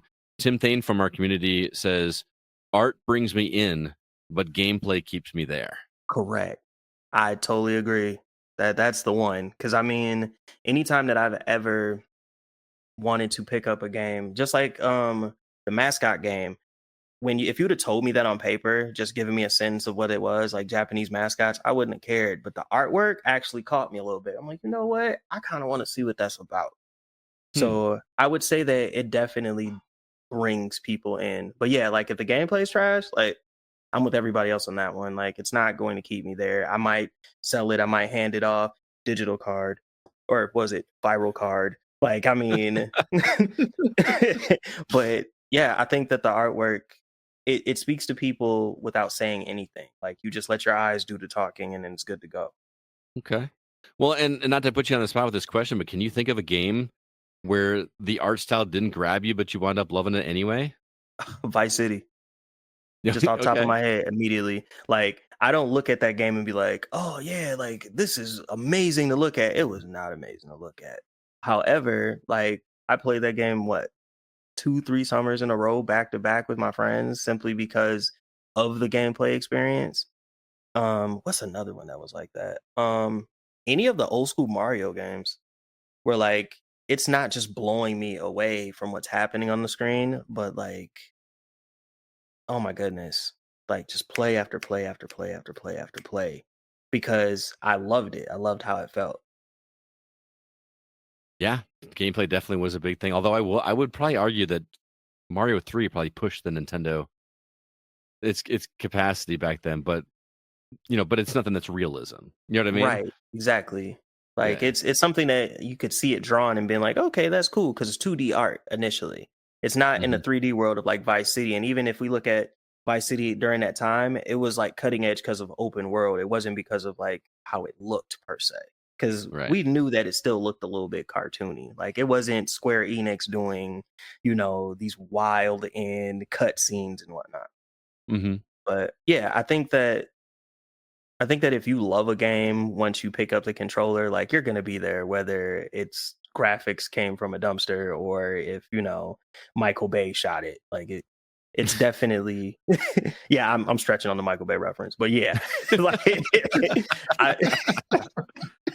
I'm glad that I heard the sticker on that one because I was going for it. I was, but yeah, like I do believe that, especially now, like looking at gamers that have been around, like gaming's getting into like the 70s now, where like you have, we have like the elderly playing them because they were around with them, all the way to like kids who are 5. It's a mixed bag. It's really a mixed bag. It just depends on what you're into visually. But I feel like good gameplay, it's gonna trump once it's in your hands. All right. And just to be clear, like I'm not here saying that everything else in the game is not art. For sure. The writing is the art. The sound design is art. The music is art. Everything. We're just kind of focusing on that because you've done the visual aspect of it. But correct. Jake, what about you? So is art the first thing you take notice of when you're playing a game? So I really want to play a game because I want to be able to play a game. I'm not trying to look at the game or whatever. So I would rather have a teaser trailer be less cinematic and more gameplay. Oh yeah, And I mean, so I want to see. So I want to see what's actually happening, what you're actually going to be doing in the game. Because I've seen a lot of cinematic trailers that look amazing, and then the game is completely different from what it looks like. For Dead instance, Island. Front Mission 5. Oh my God, Dead Island. Yeah, you're right. If you don't know Front Mission 5, it is a turn-based robot customization game, which I did not know that. I thought it was more going to be Armored Core because it's in the cinematic trailer. It has spinning around and stabbing and shooting and all the stuff's going on, and it's very in your face and entertaining. And then the game is turn-based. Yeah, it wasn't what I was expecting, and it turned me off for a little bit until I got into the actual game itself, and then I was like, okay, well, it kind of redeemed itself with its own gameplay. But the initial, this is what I'm going to be getting, and this is what I got, was extremely turning off to me, and I didn't play it for a long time until I kind of like, well, fine, I'll give it a chance. But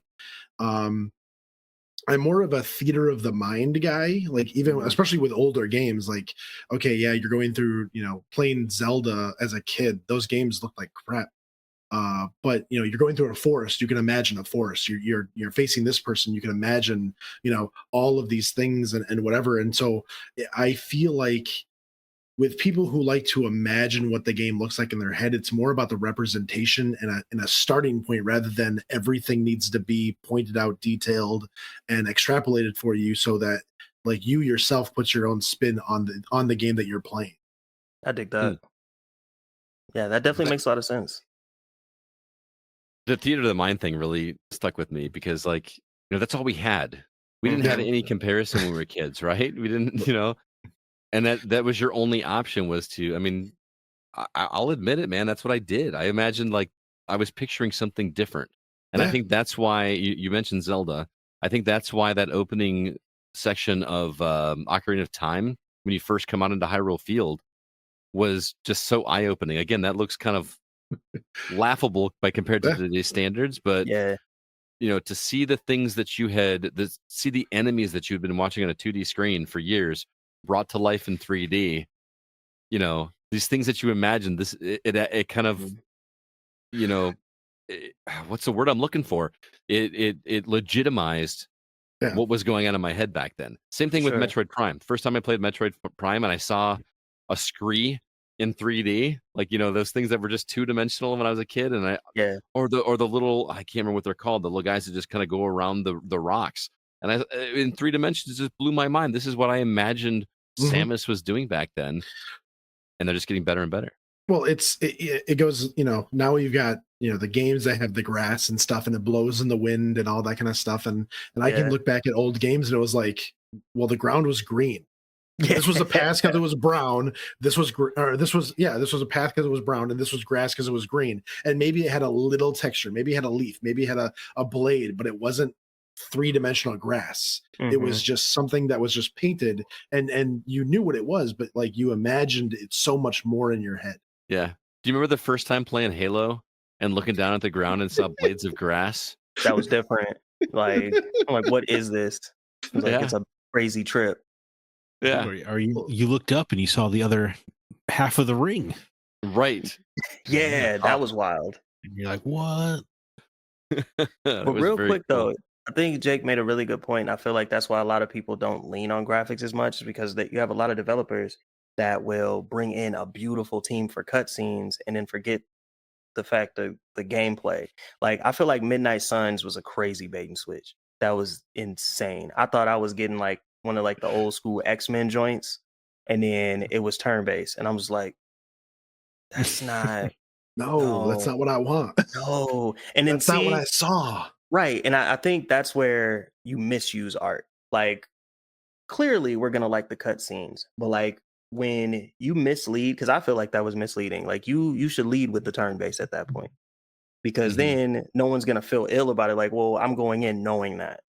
And I think a lot of times, you know, if you come, and then I'm not even mad at Jake for feeling that way, because it's, if you come into a situation and you're like, oh man, that trailer looked amazing, and then you know the last game that you saw with an amazing trailer, but it turned out to be like a mobile game, you'll be like, Well, shit, like, that just Yup. happened with the Game of Thrones game, right? A few Yeah. months ago. there you go. We Yeah, all thought we were like- getting a cool Game of Thrones RPG, and it just turns out to be yet another mobile game.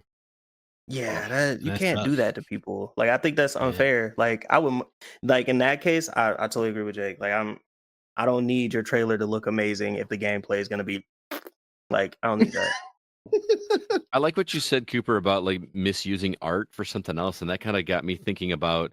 You said, you know, a lot of people aren't worried as much about art.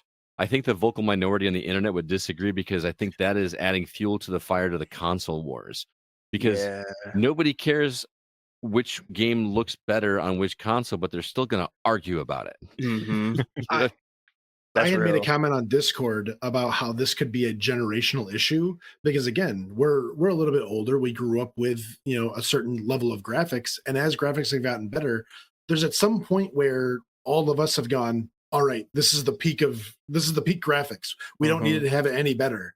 And then today's kids look at it and go, well, that's so 2004. That's so, you Right. know, whatever. And they needed to have they need to have reflections in the eyeballs, and the mirrors need to work properly. The water needs to wave, all this crazy stuff. But that's what they need to have it be a good looking game. And we could go back to Mario 64 and go, well, you were underwater, you knew because there was bubbles.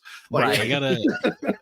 I gotta disagree. I mean, the most popular games with kids are Fortnite and Roblox. Yep. Man, the Roblox game. Yeah. But those are popular for different reasons. Like if you try to take an older game and go, hey, this was a great game back in the day, you should play it. Oh, this looks like crap, I'm not going to play it. Oh, this looks like whatever, I'm not going to play it. You might be right. You might be right, but then those kids are dumb. I think it's theater of the mind. I think it's what you said, Jake. Like, I think their theater of the mind is in Roblox, of them building and just being industrial when it comes to those games. Yeah, I think it really is that. But like, I don't like the new generation for so many reasons. But the big reason is that when they look back at these games that they didn't play and they're like, oh, that's trash. Like, example, one of the kids, I was telling them about the Duke Nukem games because they like all these FPS games. And they're just like, what's Duke Nukem? It's probably stupid. It's an Unk game. I'm like, are you serious right now? Like, what is wrong with you? Like, that, it's insane. Like, I don't get it. Oh my God. And see, I've had the exact opposite. I've had the exact opposite reaction. I brought like an NES Classic to my classroom when I was teaching 4th grade. I brought in one of those plug and play Ataris. You know what I'm talking about? Where you just like did the RCA jacks and then you had just a joystick with one single button. Yeah. I brought the Super Nintendo Classic, and those kids ate up all that stuff. We played a little bowling game on the Atari where the pins are literally 10 squares set up like bowling pins, and the character looks like an Atari 2600 and rolled a square ball down the lane, and they would have sat there and played that for hours if I let them. I brought in Pac-Man on the NES Classic. That's all they wanted to do was play that. I brought in Final Fantasy 6, 3 on the SNES Classic. This little girl, read the dialogue and beat the first boss all on her own without any prompts from me. 4th grader, and I was just like kind of. So the whole like negative, this is an old game. You use the phrase "unk." I don't know what that means, man. I'm not gonna lie. It means old but not old enough, guy. Yeah, old but not old enough. Okay. Yeah. So like, I feel like that's more of a middle school thing. I feel like the really younger generation are still like just okay with anything as long as it's fun to play. I feel that. Yeah, they haven't got to public opinion yet. Like, they haven't got to the cult of personality where like, well, they don't think it's cool, so I have to trash on it too. So I think I think you're right. Yeah. Yeah. Zach, what about you, man? Is art the first thing you notice? Well, yeah, I guess to Cooper's point, how could it not be, right? That's the first thing you see. Mm-hmm. But I have enjoyed games I do not like the look of, and I've hated games that I love the look of. Right? Mm-hmm. I think Borderlands looks amazing. I can't stand it. Obviously, man, I'm with you on that one. Yeah, for sure. Yeah, smart guy. Yeah, it looks beautiful, like, but I won't pick up the controller. No. So as a make, so I guess it's not really make or break, but it definitely draws you in. It certainly gets me to play games I wouldn't play otherwise. Like Hi-Fi Rush being a rhythm action game is not something I would touch in 100 years without the very cool aesthetics of it. Mm-hmm. So it can definitely draw you in. Style goes a long way. Or like remember that game 13? It's based on the French graphic novel. Yeah. But they actually make it look like a comic book. And otherwise, it would just be kind of a bog standard shooter. But because of those visual flares, like it's exciting to play. It's something interesting. I got a remastered copy of that game sitting right over here that I bought for like $5 that I never opened. The remake that they had to remake. Yeah, they had to remake the remake because I remember that story. So bad. Yeah, that's so funny. Well, you know what they call that now? That's just downloadable content. Like, Yeah. like that's remake. Having to rebuild your game after you've sold it, I guess, is just standard operating procedure these days. But yeah, pretty much. It really is. Yeah, one patch. So 1.1. So I guess I mean maybe 13 might be the example of a game where the art style made it, because otherwise I'm not sure that game would be very fun. But otherwise, yeah, it's just kind of it's there to get you in. But as long as this game's good, as long as the story's great, like I could look past an art style I don't gel with, I think. I think you made a good point about art saving games because, like, I'm an avid Sonic fan, and if it wasn't for the art, I probably wouldn't have played it because just how fast it moves. Like, I don't Yeah. like, yeah, but the art tied that whole situation together for me because it was just so vibrant. But like, yeah, if the artwork was halving on that, no, it just looks Right. like a throw up. It looks like a roller coaster. It was crazy. or like Jet Set Radio, that'd be a very simple game otherwise, but the style and the look of it, dude, it's Right. like I can't put it down. Man, I missed So that yeah, man. game. So maybe art can go a long way, actually. I think Mhm. people remember art. The games. I feel like it's been said to death, but art style trumps technical fidelity every time. Man, Like if it's done right, yeah. right. Well, they can be timeless. It's Mhm. easy to. You can't really tell the age of a Jet Set Radio like you can. I don't know if you compare like the PS2 God of Wars to the PS5. They look Oh, definitely. leagues different, but I feel like I don't know. Anyway, yeah, art's great. it's No, I going think down. that's a great one. Yeah. Go ahead, Scott. My take on art is like it's obviously very important for the reasons that you guys mentioned.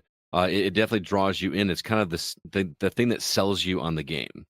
Doesn't always have to be the art that sells you on it because a lot of times the gameplay can too. Or if it's a sequel to a franchise you love, or there's some tie to a franchise that you've got, or we've talked and we've had the debates in the past about the storytelling, like what's most important in your game, storytelling, art, or gameplay. My thing with the art is if it gets me in, great, but I also feel at some point I don't notice the intensity of the graphical fidelity after a while. I Mm, bought myself a 65-inch screen, OLED, 4K, and I came home and I watched a couple nature videos on it and just was blown away by how clear it was. And Assassin's Creed, I think Odyssey came out at that point, and I was just blown away by how cool it looked. And I stopped noticing an hour into the game yeah, because I was because you so were focused immersed. on gameplay. You know what I Yeah, mean? Like it didn't wow me anymore. And I don't mean that in a negative way, like it's not a gorgeous game. It's just it's the initial wow factor that's there that kind of goes away, and that's where the generational thing comes in as well. that's true. Because they're take the short attention span that we have with art and compound that by about 50 when it comes to kids. You know what I mean? Yeah. Like they'll think something's cool for a minute and then they're on to the next thing. You can thank TikTok for that probably, but We got a um comment about the Sonic one, but I think that made it wild for me when I just thought about it. mhm. Um what's wild to me is that it proved itself when the actual Sonic movie came out. Because I don't think I've ever heard anybody argue about Sonic games or how they looked. It's always about how they played because the play was always janky or weird. But it's funny when they actually made a live action Sonic and all the fans are like, "Nah, you gonna have to fix that, son. Like Yeah. that's not going." Because I feel like everybody connected with that all together and was like, "Yeah, visually, y'all gonna have to do something with that because we know Sonic to look amazing even if it plays horrible." I feel like Right. that crossover makes the same sense. Now, when Mario came out as a movie, I don't think it would have ever had a problem because I feel like Mario always steps its graphics down just for the gameplay to be amazing. So Mhm. then when it does make that step up, everybody's like, yeah. Like when I saw the Wonder that came out recently, Yeah. the Mario game Wonder, to me as a kid, I'm just because I think old school Mario when I think Mario. So when I saw that, like I was like, this is like a fever dream. Like this is crazy. So I feel like they're playing into the idea of having lower graphics just to, you know, kick it up to 10 every now and then. So Yeah. yeah, Yeah. I feel like that's the great juxtaposition between the two. And yes, they're still rivals to me in my head. Like that's like Bloods and Crips to me. Like it's always gonna be that way. Yeah, that's One is red, one is blue. I mean, Oh my Kevin, our god, you're so producer, right. is a massive Sonic fan, and we butt heads about Mario and Sonic all the time. So You the can fact love that them they were in both. a game together still blows my mind. Yeah, that But was they're not in kind the of rough. right game together yet, Why is there no platform with those two? That would be Wouldn't it be awesome. rad? That would be Yeah, dude. crazy. Robotnik and Bowser together. Oh Oh, yeah. That'd be incredible. That'd be great, actually. How I would you love do that. that though, like from a gameplay standpoint? Because Mario's not going to run the loops and fly across all the way across the map and speed Yeah, run stuff. that's why they got it. That's why he's got to tag in his homie Sonic. You know Yeah. what? I would actually They're like it best that way simply friends. because I don't think we give Mario's power-ups enough credit for that. Because I feel like, what if they switch worlds? Because I feel like Sonic would do fine, because like just how that's built. But I feel like Mario transversing Sonic's worlds with his different power-ups, I think that would be crazy. Like give that him would just an unlimited star power for a not level. like what about the feather? Or like even like the cat power-up, or even like the new elephant one where he's just like running through like the loops and whatnot. Yeah, if they like switched games and they had different villains, I would love to see how that play out. Like Bowser versus Sonic and then Robotnik versus Mario. I think it would Dude. be I think that'd be wild. Why has it not that No. happened yet? Why has that not happened yet? I would just have it. I would just have it be the 3D levels are Mario, and then you do 2 levels of Sonic. But one game, but that might be too simple for Nintendo's needs. That's true. Like they might want to blow it out the box on that one. Yeah, they always got to experiment, do something crazy. But yeah, once again, I feel like those art styles would complement each other simply because like even if it's faster, slow paced, those art styles will blend beautifully together. Bring it. I mean, yeah. Look, yo, you gotta check the comments. They wild. Behind Sonic kills the Justice League. Dude, they're friends. They're friends in the comics right now. They're just crossovers. Sonic and yeah. Justice League. Well, let's jump over and see what the community thought about this topic. We're gonna we got some comments over on Discord. I'm gonna kick things off with Thomas Becks, who said gameplay and story is more important. I generally do not like voxel style, but when I reviewed a game, A Painter's Tale, which is completely in that style, I had no issues with it because the story was so compelling. So there's an example of somebody that wasn't a fan of the art style, but the story was so good they stuck through. So. Yeah. No, that makes sense. Like, I mean, I feel like it's kind of like dating at that point, where they tell you it's like, yeah, they're so attractive, and then when you talk to them, it's like, nah, this is not gonna go. And then the opposite, where it's just like, I wasn't really attracted to it, but man, that conversation, like, I think it. I love you, baby, but here's your paper bag. Still counts. Still counts. Count it. I got that reference, Zach. The bag on my head still counts. All right, Jake, you want to read the next one? Why do I always have to read Kevin's?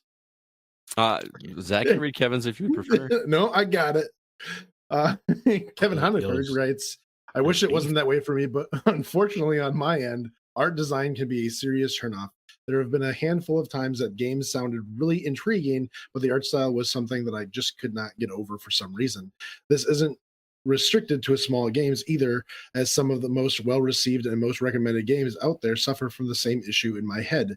Undertale is a perfect example. Under the surface, it sounds like a game I'd love, but the visuals are like nails on a chalkboard to my eyes. I've tried insanely, I just can't. That's a good example of one for me that I've never been able to get into that game, and people love that game and the music and everything, and I just could not get into it. It has a following. I don't get it either, but again, it was the same reason why he couldn't. It was like it just didn't appeal to me at all. Yeah, I mean, I thought it was pretty good. But I don't understand the fervor. But anyway, continue, Jake, please. But the nails on the chalkboard screams, because I don't. I play a lot of different games, and I've played a lot of indie games and whatnot. But some of those games, they just come with so much visual noise that you just can't look at the screen anymore. And it's like, I don't know what you were thinking when you tried to add all of this stuff so that somebody has to deal with all at once. Yeah, that's nutty. Yeah, there's visual noise. I think you made a very good point, because there's a lot of times where people try and hide things in the visual noise or the blurs or, all of the effects. And that it's just too much going on. Yeah. Like, I'm trying to think of a game that hit me with a lot of that, where I'm just like, Saints Row 4. Saints Row 4, like the first half of the game is cool because the engine's keeping up with it, but then after that we're dropping frames like crazy because it's just trying to do so much. It's it's one of those, like, it looked beautiful until you guys took it too far, and when visuals go bad on you. Settings, particles, none. Yeah, exactly. I remember that being a big problem with Tales of Arise, because I thought the game looks great until you get into combat, and there's so much going on all the time. Everybody's screaming. Every attack's got 50 particle things going on. It's just like, this is. I feel like I don't know what just happened. So Yeah. yeah, it definitely happened. Yeah, that's a real thing for sure. That's Zach, you want to take the next one? Sure. Aaron Hughes II writes in, I definitely lean towards gameplay with these two elements. There are circumstances where the art might throw me, but those are so rare that I can't think of a title right now that would fall into that category. I want something that enthralls me and pulls me in by how it runs, what I can do, and the story behind it. FF15 was beautiful. I was not a fan of the gameplay, nor how I felt like it dragged me along for too long, but the story, and importantly, the book I could finally finish, is what kept me going. Yeah, man, I feel like I'm gonna go back and forth with Aaron on this. I still love Final Fantasy 15, but hey, yeah, I mean, that one I hear a lot of hit or miss on artwork. Where like Final Fantasy series, there's people. It runs the gambit. Like there's this whole spectrum of like I love this, but the artwork is weird, all the way up to like I love the artwork, but I'd never touched the game. So like I don't know about that one. I think they probably made it balanced just from having that spectrum, or at least from what I perceived. fair enough. Cooper, you want to take the next one, dude? Yeah, sure. All right. So Alan Sheck, I assume by quote unquote art, we're referring to visuals. I know this is pedantic, but I see every aspect of the game design as art, kind of like what you were saying. It's crazy, including the sound, the acting, the level design, the NPC behavior, and of course, there is an art italicized to creating compelling gameplay. Of course, the gameplay itself is the essence of the game, so it's hard to argue that the visuals are more important. But I will say a large portion of my gaming time is actually spent completely ignoring intended gameplay and instead wandering around and appreciating well-designed environments. Those environments, man. That's why I love Rise of the Ronin, because like you could let that game sit and it looks like a screensaver. Like it's amazing just to watch it move. And then they have seasons and like day and night. So like it's beautiful. It looks like one of those YouTube videos that the kids, watching the class and they should be doing their homework. But it's like, you know what? That is beautiful. Like I can't be mad at it. So yeah. I feel like with the wandering around and appreciating the environment thing is something I did in my younger years when I wasn't trying to get through games as quickly as I can. That's true. But I'm also doing that now with Assassin's Creed, but I still would argue that the reason I'm doing it is not because I'm exploring and experiencing Japan. It's I'm trying to upgrade and become a badder character. You know what I mean? A more badass character. So sometimes I feel like I'm doing it for the experience, but sometimes the art is the experience behind it. So next I comment, think both things can be right thing. But yeah, go ahead. David Newman says, I think overall my experience is more dictated by gameplay. If the game is or isn't fun to play, I'll remember that more than the art design. However, art design does play a part in my selection of games. There's been plenty of games I've avoided simply because I didn't like the art. Art design also enhances my experience. Most of the wow moments I have is simply finding a moment in the environment that is breathtaking and sitting there for a few moments. Yeah. I do this both in Dark Souls games and in the new Monster Hunter games. Okay. There are just moments where I'm running around doing stuff, and for whatever reason, the scenic view is just, I have to take a moment to just take it all in, and then go back to killing the monster that I was hunting. But yeah, that's so real. Oh, real quick, DCUO, so DC Universe Online. There's this glitch that would happen where you're like in the watchtower and you would like fall through the floor and you'll end up outside of the watchtower, and they have like a full space where you have stars and everything and you're looking at the watchtower. I have this picture from like 2008 with my character just floating there. And I'm just like, yo, if they added this, like this is amazing. But clearly it's a glitch. Like it. Yeah. But yeah, just seeing that, I was like, you know what? Bravo to the developer, whoever was on the team who actually put outer space outside of this. So to at least still give it an aesthetic. I'm surprised they don't let you just explore outside around the watchtower. Yeah. Right? Yeah, it was amazing. Guys, we are about out of time. We're going to have to fast forward here a little bit because we're almost done. I know we got to get through here. So we're gonna skip these last couple comments, not because they're not good, but we are just very, very short on time. So thank you everybody that wrote in with these comments. Some really insightful stuff here. Really do appreciate it. Next week, by the time you guys hear this episode, the Switch 2 is announced, but we're going to dedicate next week's episode to everything that was announced at the Nintendo Direct that's taking place first thing tomorrow. What we thought about it, the games, we're just going to do a whole topic on that. So stay tuned for that next week on the socials. We will be asking for some input, and I look forward to that. That's going to do wild. They announced Grand Theft Auto 6 as a Switch 2 exclusive.